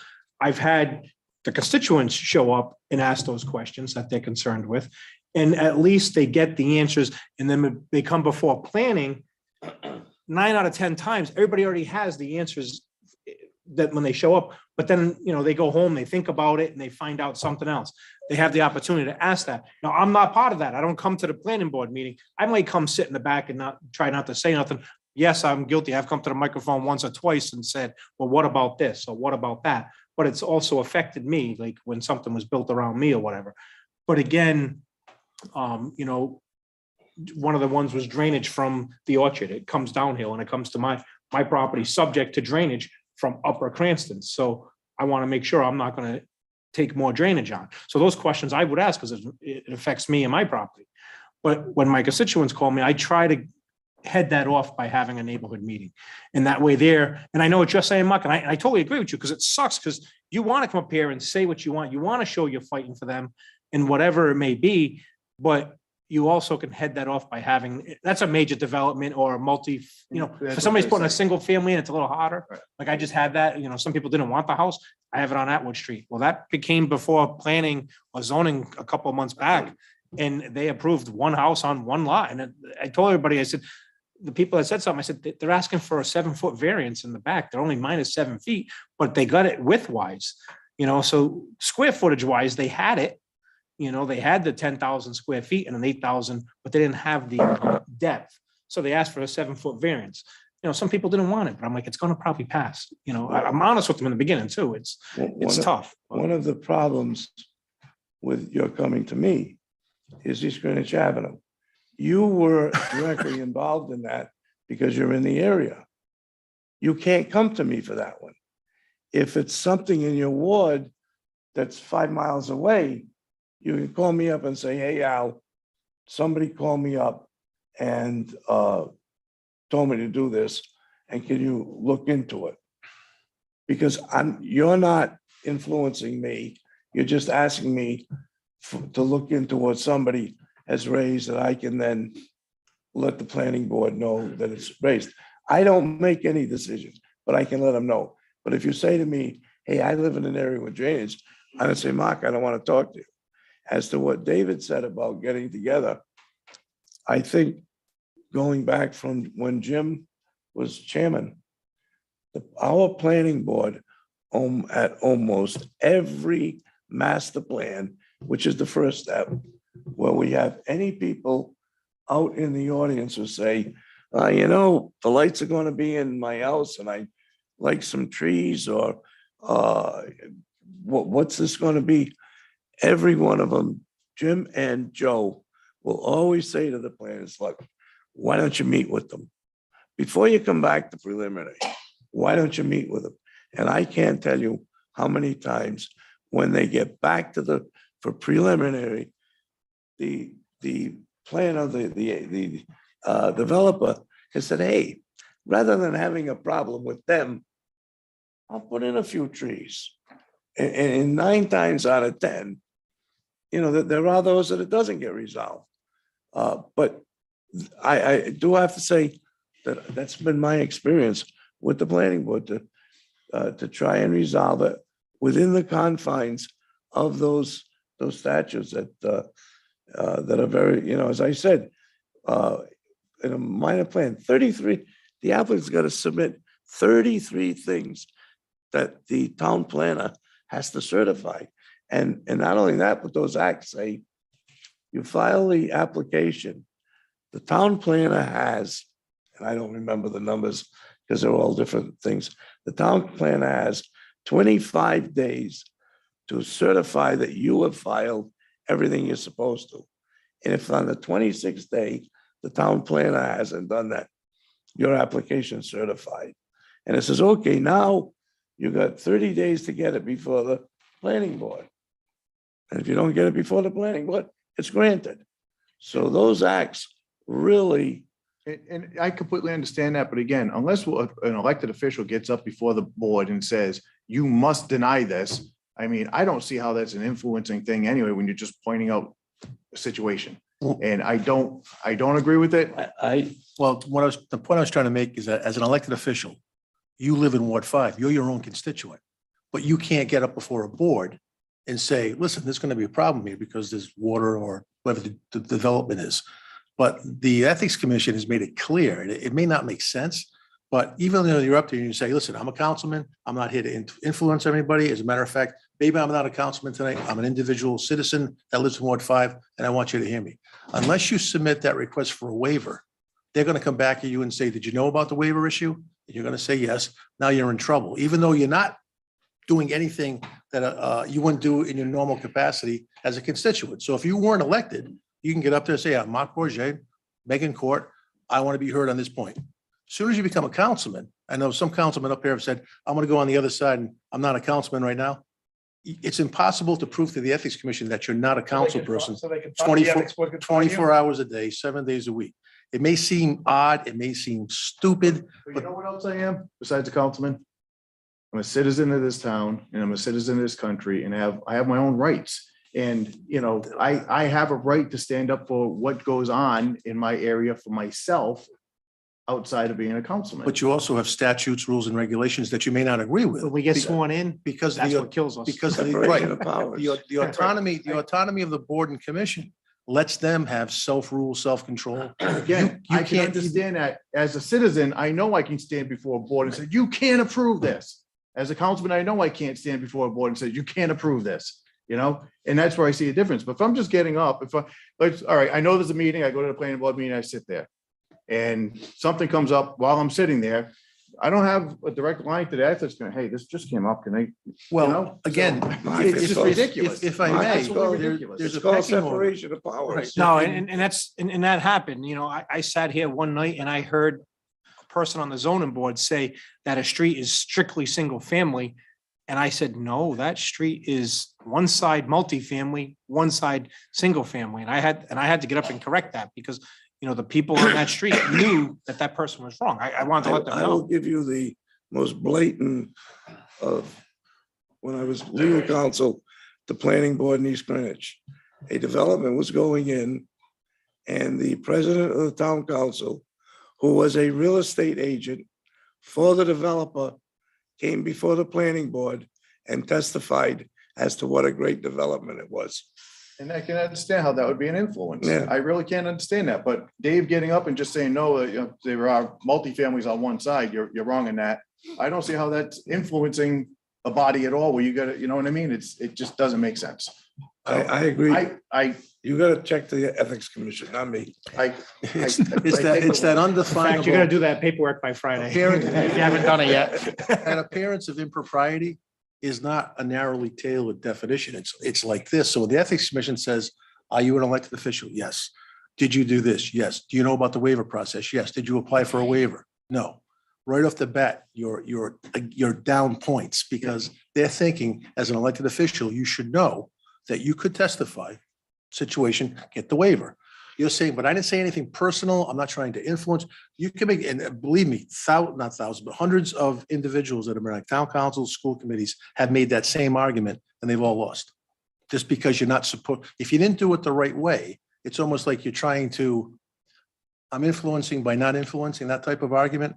But again, that appearance of impropriety is not a black and white definition. it just kills me because, I mean, over the years, we all know that things have happened behind the scenes that Oh, absolutely. have influenced things, you know, and that's the one they should be going after, not the guy that, or the woman that's gonna stand up at a microphone and be recorded Oh. saying, hey, there's apartment buildings on the right side and so you're wrong on The that. West Warwick Charter was put into Like play, ridiculous. was to take the council out of politics, I mean, out of governance, from a political angle.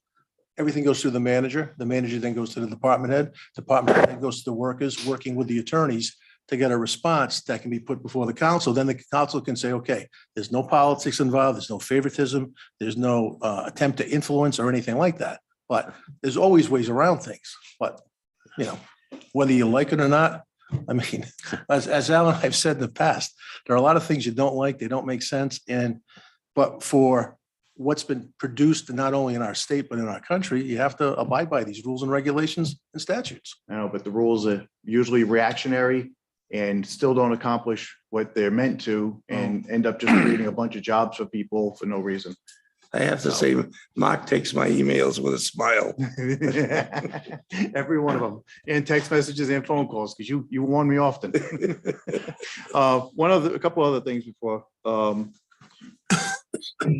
Minor subdivisions, you said 5 lots, is that something that's changed? Minors.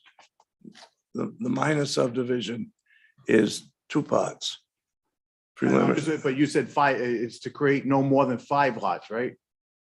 yeah, Okay, it's not 4. 5, no more than 5 is the maximum. Okay. And if a board member does make a mistake,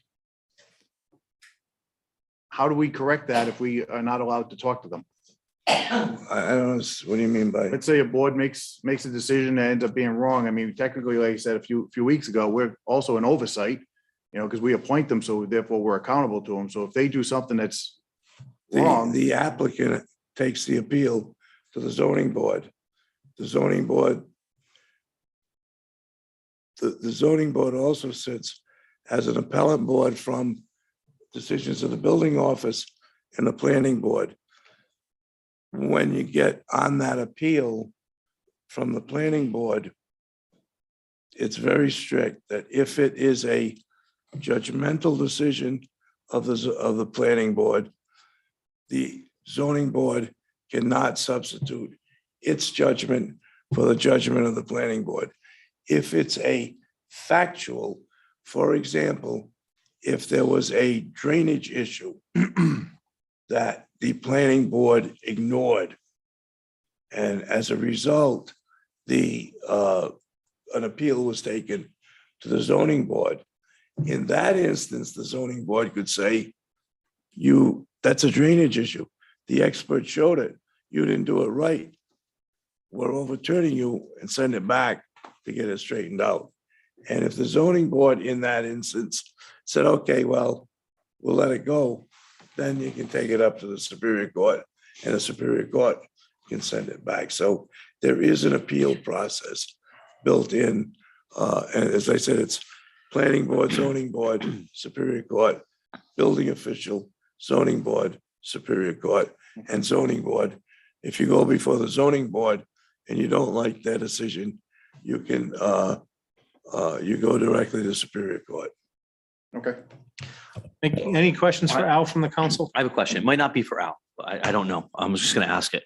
And this is as a councilman, and I apologize for stepping out. I just started coughing uncontrollably, and I read what you said and all this. And this may be a Tim question, I don't know, but we're talking about subdivisions and major, minor, all that stuff. Everything's got approval. We're on to the next step of the actual building based on all the approvals. Who oversees a subdivision in Phoenix or a major subdivision in Harris? Who will be doing that? Once the final plan has been recorded, at that, nothing can happen until that final plan has been recorded. At that point in time, planning and zoning are out of the picture. It then goes to the building official for building permits, to the fire department for fire problems, to the police department, to whatever department is involved. And I do know that, and I don't remember the details on it, there was a question about some development was approved with retention basins. And the question came up, well, suppose those retention basins don't keep them up, or they don't finish them. But when those are done, if there's a homeowners association or a condominium association, part of their approval process is I have to review the documents creating the condominium and the homeowners. And in them, I make sure that it says, okay, condominium or homeowners association, you're gonna maintain the basin. When they don't maintain it, if it becomes a public problem, then the town can go in and the town can assess whatever it spends. Where people get upset is if that overflow of the drainage, that retention basin only affects those two houses that are on it. The town has no authority to go in and do that.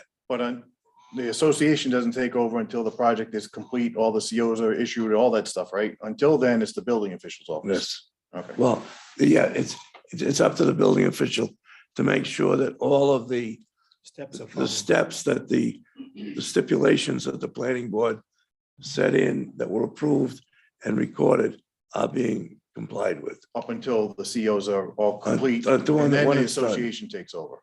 Then it takes over. Right. The area where that changes, if a developer goes in and just builds house lots and there's no association or everybody's buying. Well, you know, I grew up in Brookfield Hills. Those are all separate houses. It's only when it becomes a public problem that the town can step in. So Al, let me ask you that is, so you submit a plan in, single family house, you put drainage. They say there's a drain on the road. It's the homeowner's responsibility. They CO the house, but that drain never got installed. Who's at fault at that?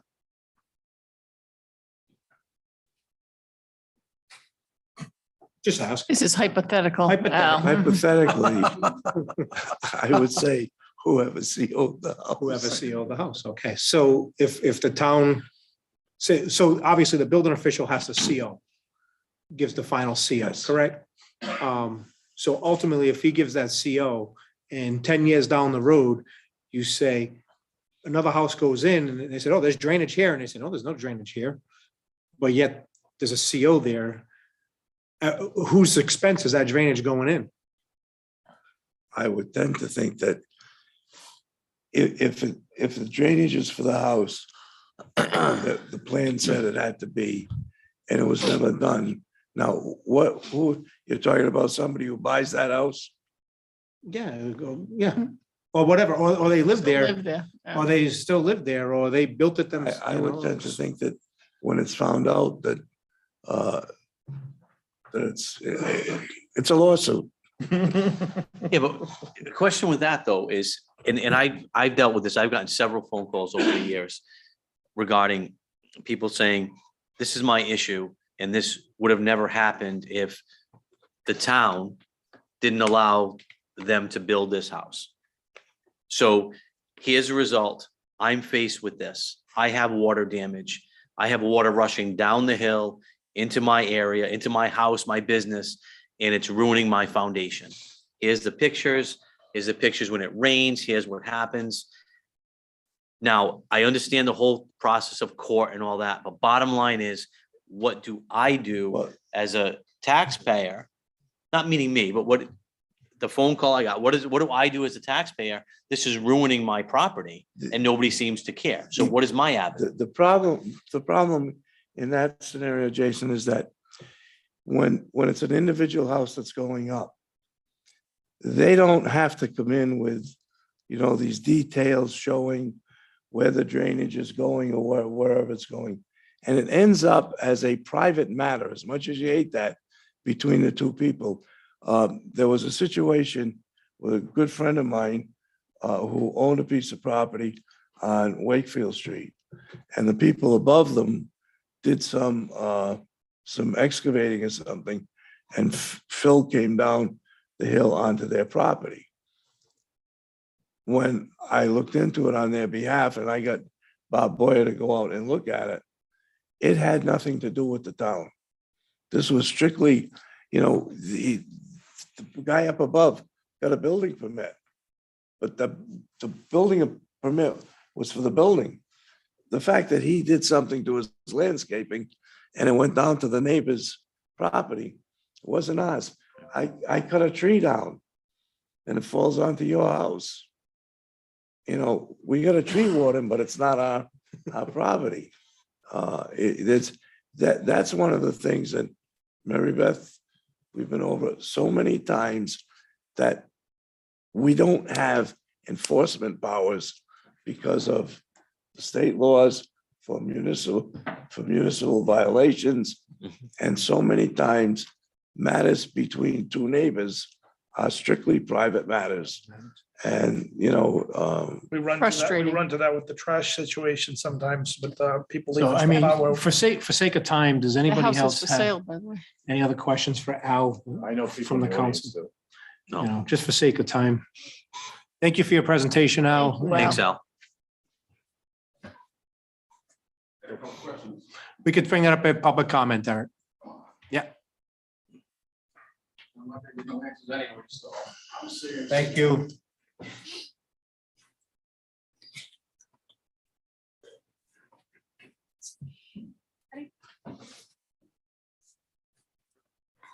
Adoption of the fiscal year 2023 budget to be presented to the voting public on May 19th, 2022. Move approval of the budget. Second. Moving second, any discussion? What is the tax increase gonna be again? For the Tax increase, 0%. 0%.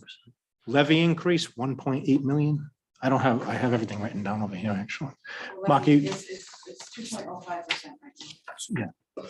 And dollar wise, what does that equal out to? It's, I forgot exactly, but actually, the notes are on the side of my page stand, actually. A little more than 1.3. 1.3 million in levy increase. But again, due to state mandated reevaluations, people may see an increase. Some may see a decrease. We went through those numbers. 53% will see a decrease.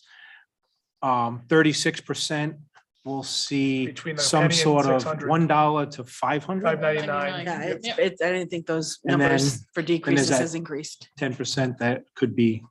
Did you, seeing did a you lot say, more. did you say the number for decrease? The number of that, where that it was about 55% people, we're gonna see a decrease. I think that is gonna grow a little bit more to like 57, Oh. 58%. And then I had to come down a little bit more. on the And then tax rate. the smaller, what I know, percentage? darn. And then the smaller percentage will see an increase greater than the 5.99, which is, Yeah, everything will, all the tiers will drop. Any other questions for Kristen? Mm-mm. Hearing none. All in favor? Aye. Opposed? Ayes have it. March 2022 monthly finance report. I'm gonna keep this short and sweet. It's okay with us. Abridged version. Current year tax collections are doing great, 83.69%, very strong collections. Prior year tax collections are 833,000 at 55.56%. The tax sale is on May 7th, so that number will go up by the time that date comes. Overall revenues are at 79.55, higher than expected. Expenditures are trending just about right on track. And I am predicting that it's going to be a close year, but without using the fund balance we budgeted. That is the goal. Civic Center is operating in a surplus position, expenditures of 307,000 with revenues of 634,000. And the bank balance as of April 13th is 19,379,487.95. I wish you were reading my finances at my house now. Right? Mine too. Help pay for college. Any questions for Kristen? Oh, and I submitted our ARPA reports today that were due April 30th, and they went through, accepted. So that is done. On time. Yep. Good. Good. Thank you. Any questions for Kristen? Thank you, Kristen. thank you. Adoption of the fiscal year 2023 Civic Center Enterprise Fund budget in the amount of $675,661. Move approval of the Civic Center budget. Second. Moving second, any discussion? Hearing none, all in favor? Aye. Opposed? Ayes have it. Consideration of request from Councilman Bourget for opposition to Senate Bill S2552- an act relating to health and safety immunization against COVID-19. So I asked for this to be put on the agenda for a few reasons. One of the biggest ones at the time, a lot of people didn't even know this was out there. It's gotten news coverage now. Social media has picked it up. National news has picked it up on a few different shows. So it was mostly partly for a public awareness thing. So I'm just going to read the summary part on the end, just for in case there is people out there that don't know. It says this act would mandate all residents 16 years or older to be vaccinated against COVID-19. If a resident is under 16 years of age, and the resident would be required to be immunized against COVID-19, with the responsibility for ensuring compliance falling on all parents or guardians with medical consent powers. Additionally, any person who violates this chapter will be required to pay a monthly civil penalty of $50 and would owe twice the amount of personal income taxes. This act would take effect 30 days after the passage, provided, however, that the Department of Health would begin receiving petitions anyway. So that the requirement is anybody who's above 10 years old, I guess you would say, has to be vaccinated. I don't know of any other law that requires a medical procedure to be done on an individual at all. I think this is unconstitutional. I think it's wrong. I know people have lost family members and friends to COVID, and I feel bad for them. But everything's pushing this is no longer a pandemic, it's an endemic. And to me, this is just another one of those overreaching powers that has happened a lot through COVID. When COVID first came out and nobody really knew much about it, I understood the emergency powers. But as time goes going on, I mean, we're 2.5 years in, I think the emergency powers should be long gone by now. And I just think that something like this is just another unnecessary thing for the government to do. And, you know, Benjamin Franklin, I saw this years ago, and because I've been seeing this long before COVID, where people are not paying attention. And Benjamin Franklin said, any society that will give up a little liberty to gain a little security will deserve neither and lose both. Okay. Our country is quickly going to this, we'll lose both. And this is just one more of those things that I can't even imagine that in the United States of America, there's legislation out there to. That they even brought, it's more shocking that it was even introduced. Never mind that there's probably it probably would never go through, but a lot of crazy things have happened in the last 2 years, so you never know. Right, like people losing their jobs over stuff like this. Oh, I mean, the You know, nip and- straws, lawnmowers, I mean. From police officers to firefighters to doctors to nurses to CNAs to, I mean, all these people that in the beginning of the pandemic were the heroes. And then they turn around and they start firing them left and right because of the overreach of power. I agree. And so I just put it on here and I'm really asking, you know, that we could send a letter to the state and just saying that we as a council are opposed to this. I mean, we send stuff up on a regular basis that we support a lot of things that they do. So if I may, and I agree that I don't agree with this legislation. I don't know that I'm a fan of getting involved at the State House at this point in time. My understanding is that this bill has not been assigned to committee, will not be assigned to committee. If it hasn't been done now, it's going nowhere. My understanding is that it has no support from the leadership of either the Senate or the House. I just don't, and I don't know what, other than sending a letter, I don't, I think it's very important that it is informational and that we let people know that it's out there. And you're right, it's definitely gained some steam in the media. There's no doubt about that. But I'm not sure what we gain as a council of sending that letter if this is something that's really not going to happen. If it were to go to committee, maybe we would need to do that. So, And I think I've said that on anything, positive or negative, there are very few things that we've actually engaged in the State House. We've done a handful of, and really it's just us giving our opinion. It's really, when the ones we've done, I think I could count maybe 3 or 4. I don't So remember. There's been a any. couple. Personally, I know Mark called me and asked me about this, and I agreed with him. Because the way the press was selling it, that it was already starting Yeah. the process, that it's already in committee. And I agree, if it's not in committee, then maybe not send And something. there was some- But once it goes in committee, I would Absolutely. recommend we send Absolutely. that we do not And I support saw a this. handful If of it people, goes to committee. a handful of people that had their name on You it. reached out to me too. Yeah, as soon as I saw it, and I reached out to our senator who had originally had his name on it and took his name off. And took his Yes, name off because yes, I he reached out to did. him trying to get some information about it. He took his name off. And to be clear, the original bill was only $50 one time. The month came in later after people already put their name on, and they were like, wait a minute. whoop, The squash. the So- sponsor of the bill doubled down though, and he was supposed to go on the radio and he didn't. He doubled down on saying that a lot of people supported it. I can't imagine, even people that support, I can't imagine anybody that would support fining people $50 a day Well, you're plus already plus paying your into Rhode children, Island state plus taxes, double and you're gonna pay taxes. double that? It's like monopoly over here. I don't know. The businesses as well and the penalties. Again, my understanding, it has not been assigned to committee. I actually double checked again today to make sure that it was not assigned to committee. If it's not assigned and it's the date it is, it's not going to be assigned. I can't imagine because nothing's going to get through committee this late in the process. With COVID, nothing surprises me anymore. Absolutely nothing. And I would much rather send the letter and have it already up there. And I would encourage other councils out, city and town councils around the state to do the same thing, just to make sure it never makes it to a committee, just to make sure it never sees the light of day again. And, you know, hopefully we can have a little bit of pushback on this overreach that the government has done on state, federal, and local levels in some cases. I second that. I'll go with that too. I rather be proactive than not. All right, majority says go with the letter.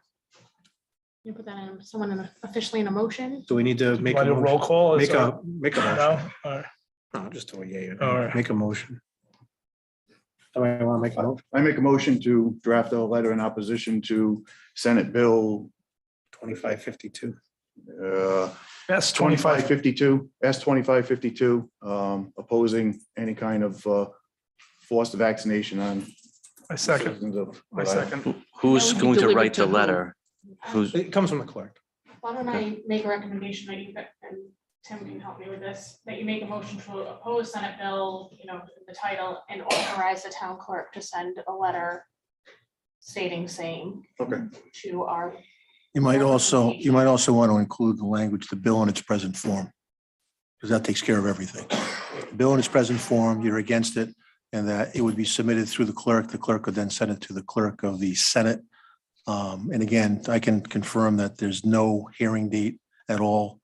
And I don't believe there's a lot of love for the bill up there. But I've heard the same thing.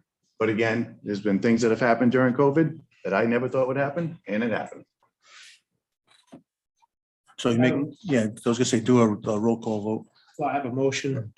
I'll take a roll call vote. Councilman Lichardi, yes. Councilman Messier, Yes. Councilman Bourget, Yes. Councilwoman Williamson. Because my co-council people feel strongly about it, I'll vote yes. I don't want to get involved in state business if we don't have to be honest with you, but given the fact that I think we feel I the will same way support about the them. vaccination towards them, so Yeah, I know where you're coming from. And I vote yes. Thank you, everyone. We already did 06, we're on 07. All right, proclamation declaring May 1st through May 7th, 2022 is Small Business Week. move the proclamation. Moving second discussion. This comes before us basically almost every year. Just putting the proclamation forward. I sent the email off to Sarah. She had this proclamation put on. It's obviously Small Business Week. We try to support small business, you know, definitely, you know, so just declaring May 1st to May 7th, Small Business Week. That's all. Nothing, They should do it more than once a year. you know, they do it at Christmas time too, I I think. think they do. I think you're right. Christmas, around Christmas, right. right after Thanksgiving. Yep. So that being said, all in favor? Aye. Opposed? Ayes have it. Request from Judy T Dance Studio for advertisement ad in 2022 program book. Move approval of Second. Second. a full page, I guess. $100 is what we typically do. Yeah. That picture. Yep. The only thing is, we don't have an updated picture. I don't need to be there. No, you gotta get your mug in there. The Photoshop. We'll put It's a good one in the journal. Nice. But, yes, they, Move approval of $100 full page ad. We don't do a picture, just write congratulations. We So all could do 5 that. should be in it. Yeah. drawer. Yeah. Stick figure. What do they do? Those ones They with get the hair carnivals? right. Yeah, it's easy. For no picture, just congratulations on behalf of the West Warwick Town I Council. don't know when they need it by, so I think that would be the issue. Yeah, that'd be the question. Yeah. Unless you're good with Photoshop. Coventry High School Mark for the Auditorium good on on Sean's body. on Saturday, June 11th. June 11th. You might be able to Photoshop that one. Yeah, but they want it by May 14th. So That's gonna be very Yeah. difficult. Yeah. Well, show up dressed up, get a picture before the next meeting. You pass. can always do it. You don't need a professional No, it's not. photographer. You don't need a professional photographer to do that. I don't know if, yeah. Well, Yes. what? All right, so we'll figure it out. Yeah, next Tuesday we can take a picture. If need be. Well, give me a heads up before we do that. I don't know if there was a second and if there, I didn't hear a second. I said yet. second. okay. All in favor? Aye. Opposed? Ayes have it. All right, request from National Grid for pole placement on Factory Street. Move approval of moving the poll. Second. Moving second, any discussion? Hearing none, all in favor? Aye. Opposed? Ayes have it. Resolution rescinding purchase of 4 police vehicles in the amount of $163,801.55. Move approval of the resolution. Second. Moving seconded, and Chief, I think I already know what the explanation is because we approved one and Well, so we go did. ahead. Yeah, absolutely. Good evening. On February 1st, excuse my voice, my allergies are killing me. February 1st, I came before the council requesting approval to purchase 4 police cars, 3 Dodge Chargers and 1 Dodge Durango. It was approved that night for $163,801. 2 or 3 days later, I placed the order with the dealership who said they could get the cars for me. About 5 or 6 weeks later, I received a call from the dealership who said that the Dodge factory had actually canceled our order once it was placed into the system and was there for 5 or 6 weeks. So from that point, knew I wasn't going to get any Dodge vehicles. I came before the council on April 5th and requested to purchase 4 Ford police cars for $152,737. Excuse me. And that was approved that night by the town council. The order was placed within a day or two after that meeting, and we've already received 3 of the 4 cars. We expect the 4th car probably next week. So tomorrow. So we'll have all 4 cars in our hands within 3 weeks total. So the resolution is just to rescind the Dodge, the initial one.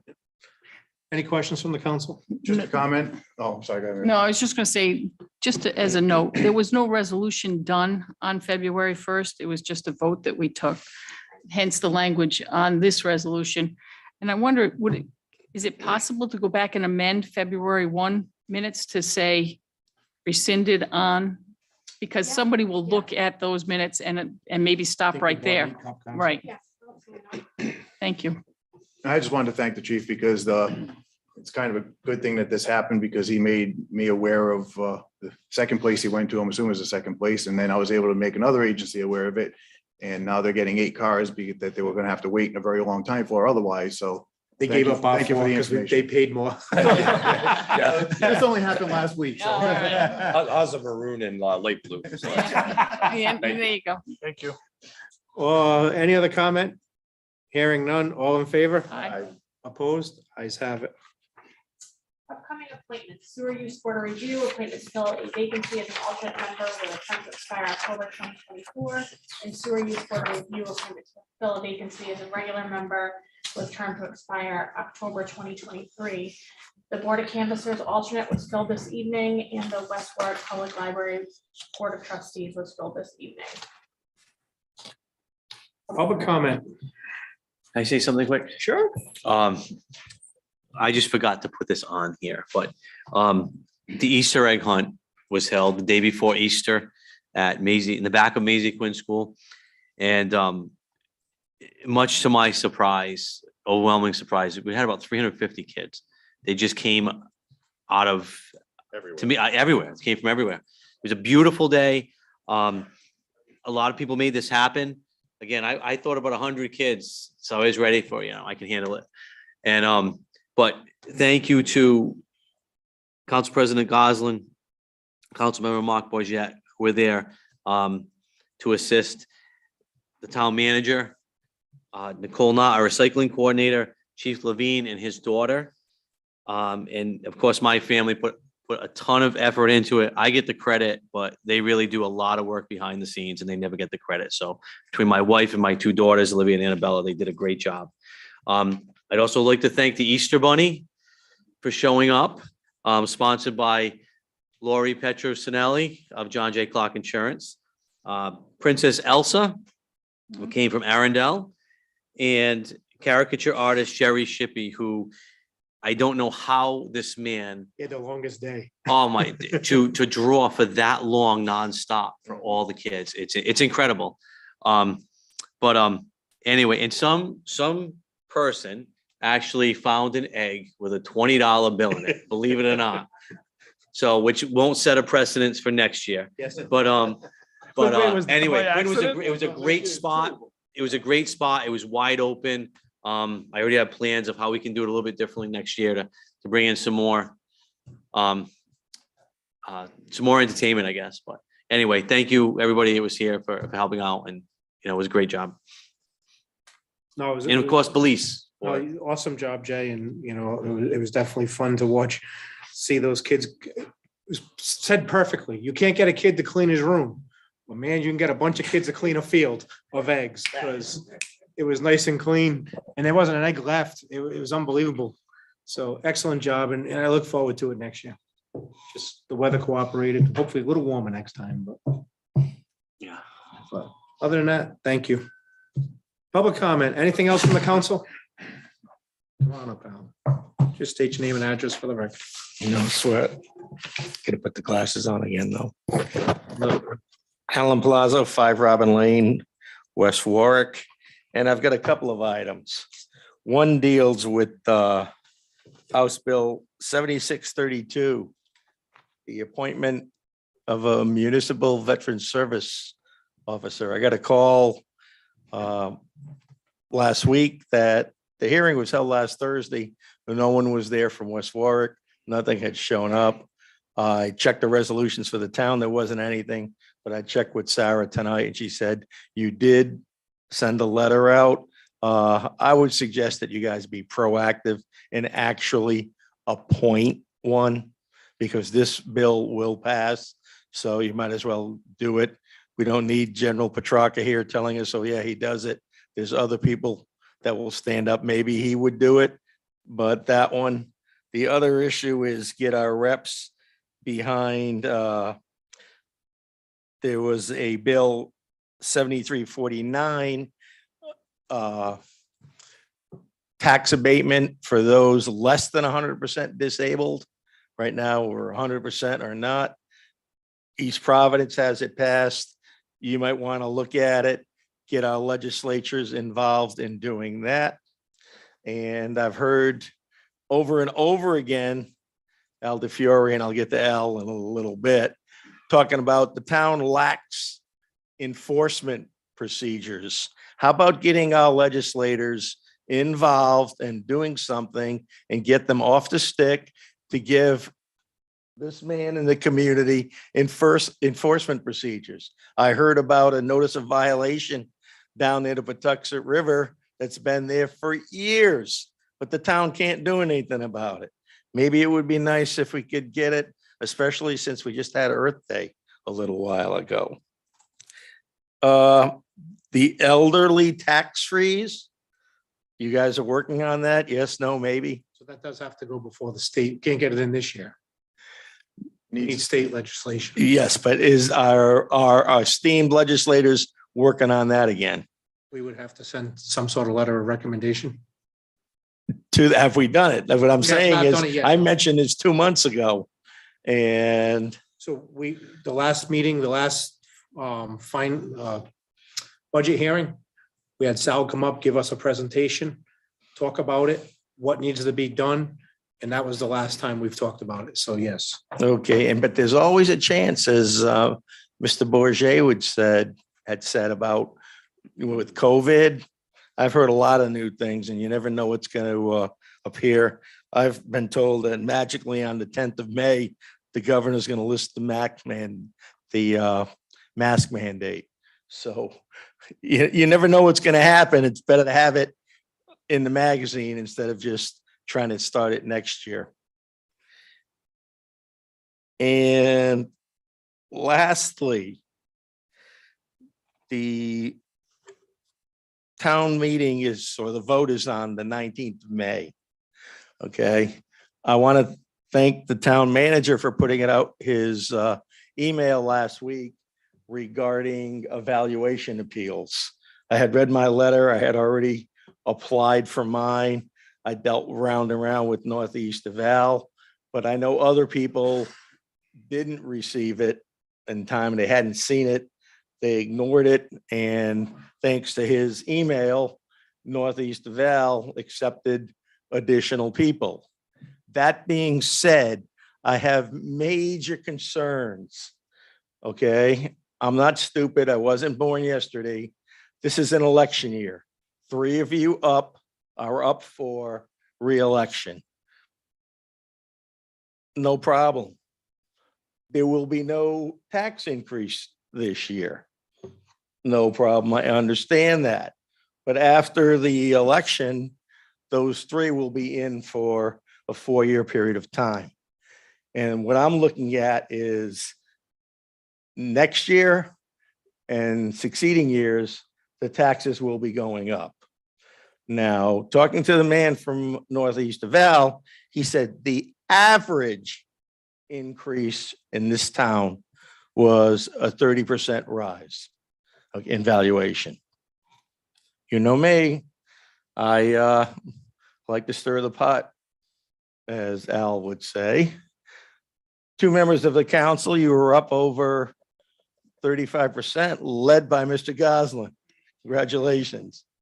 It's twice, now, 3 times now. Now, 2 other of you went up roughly 25% area.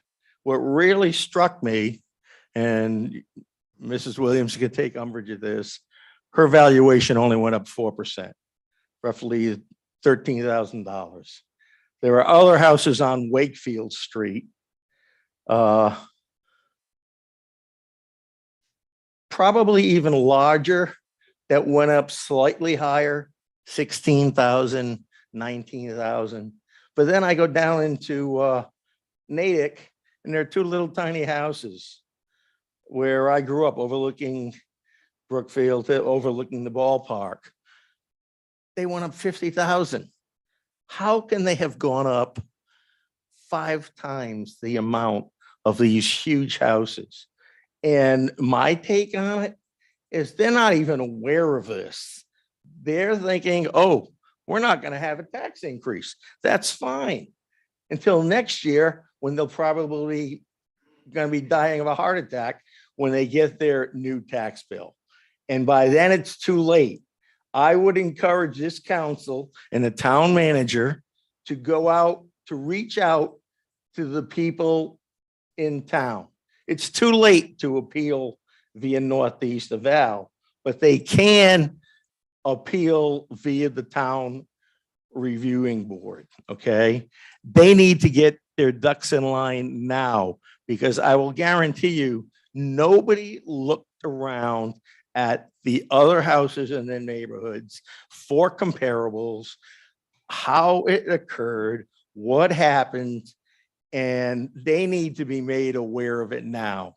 And that's, thank you, Mr. Giroux, again, for these cameras. So hopefully taxpayers are watching and they're seeing this, and they will actually go into the data bank and look at it. I had a lady knock on my door last Saturday. I didn't know who she was. She asked my wife if she could speak with me. And she wanted to thank me for standing up at these meetings and raising issues that otherwise she would not have been aware of. So you guys need to get out and become proactive. Look at the evaluations. I was shocked at some of them. I mean, $13,000 versus $131,000 for a home very close to Mrs. Williamson. But it's amazing to me. I don't know how Northeast Val did it, but you know, we used to say in the Navy, it's PFM, magic. Maybe they threw pixie dust on it.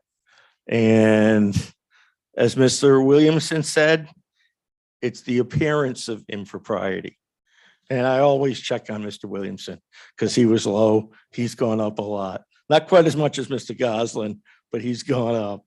So some people, you know, they need to start asking questions, not of you, not of Sal, because it was Northeast Val, but they're going to come back to the town and say, what's the And justification? again, Alan, that's an independent appraisal. I understand that. And, you know, I took properties all around me and I did exactly what you said, and I give everybody the same direction. Mhm. But I've seen my neighbors go down during this time or go up 1%, 2%.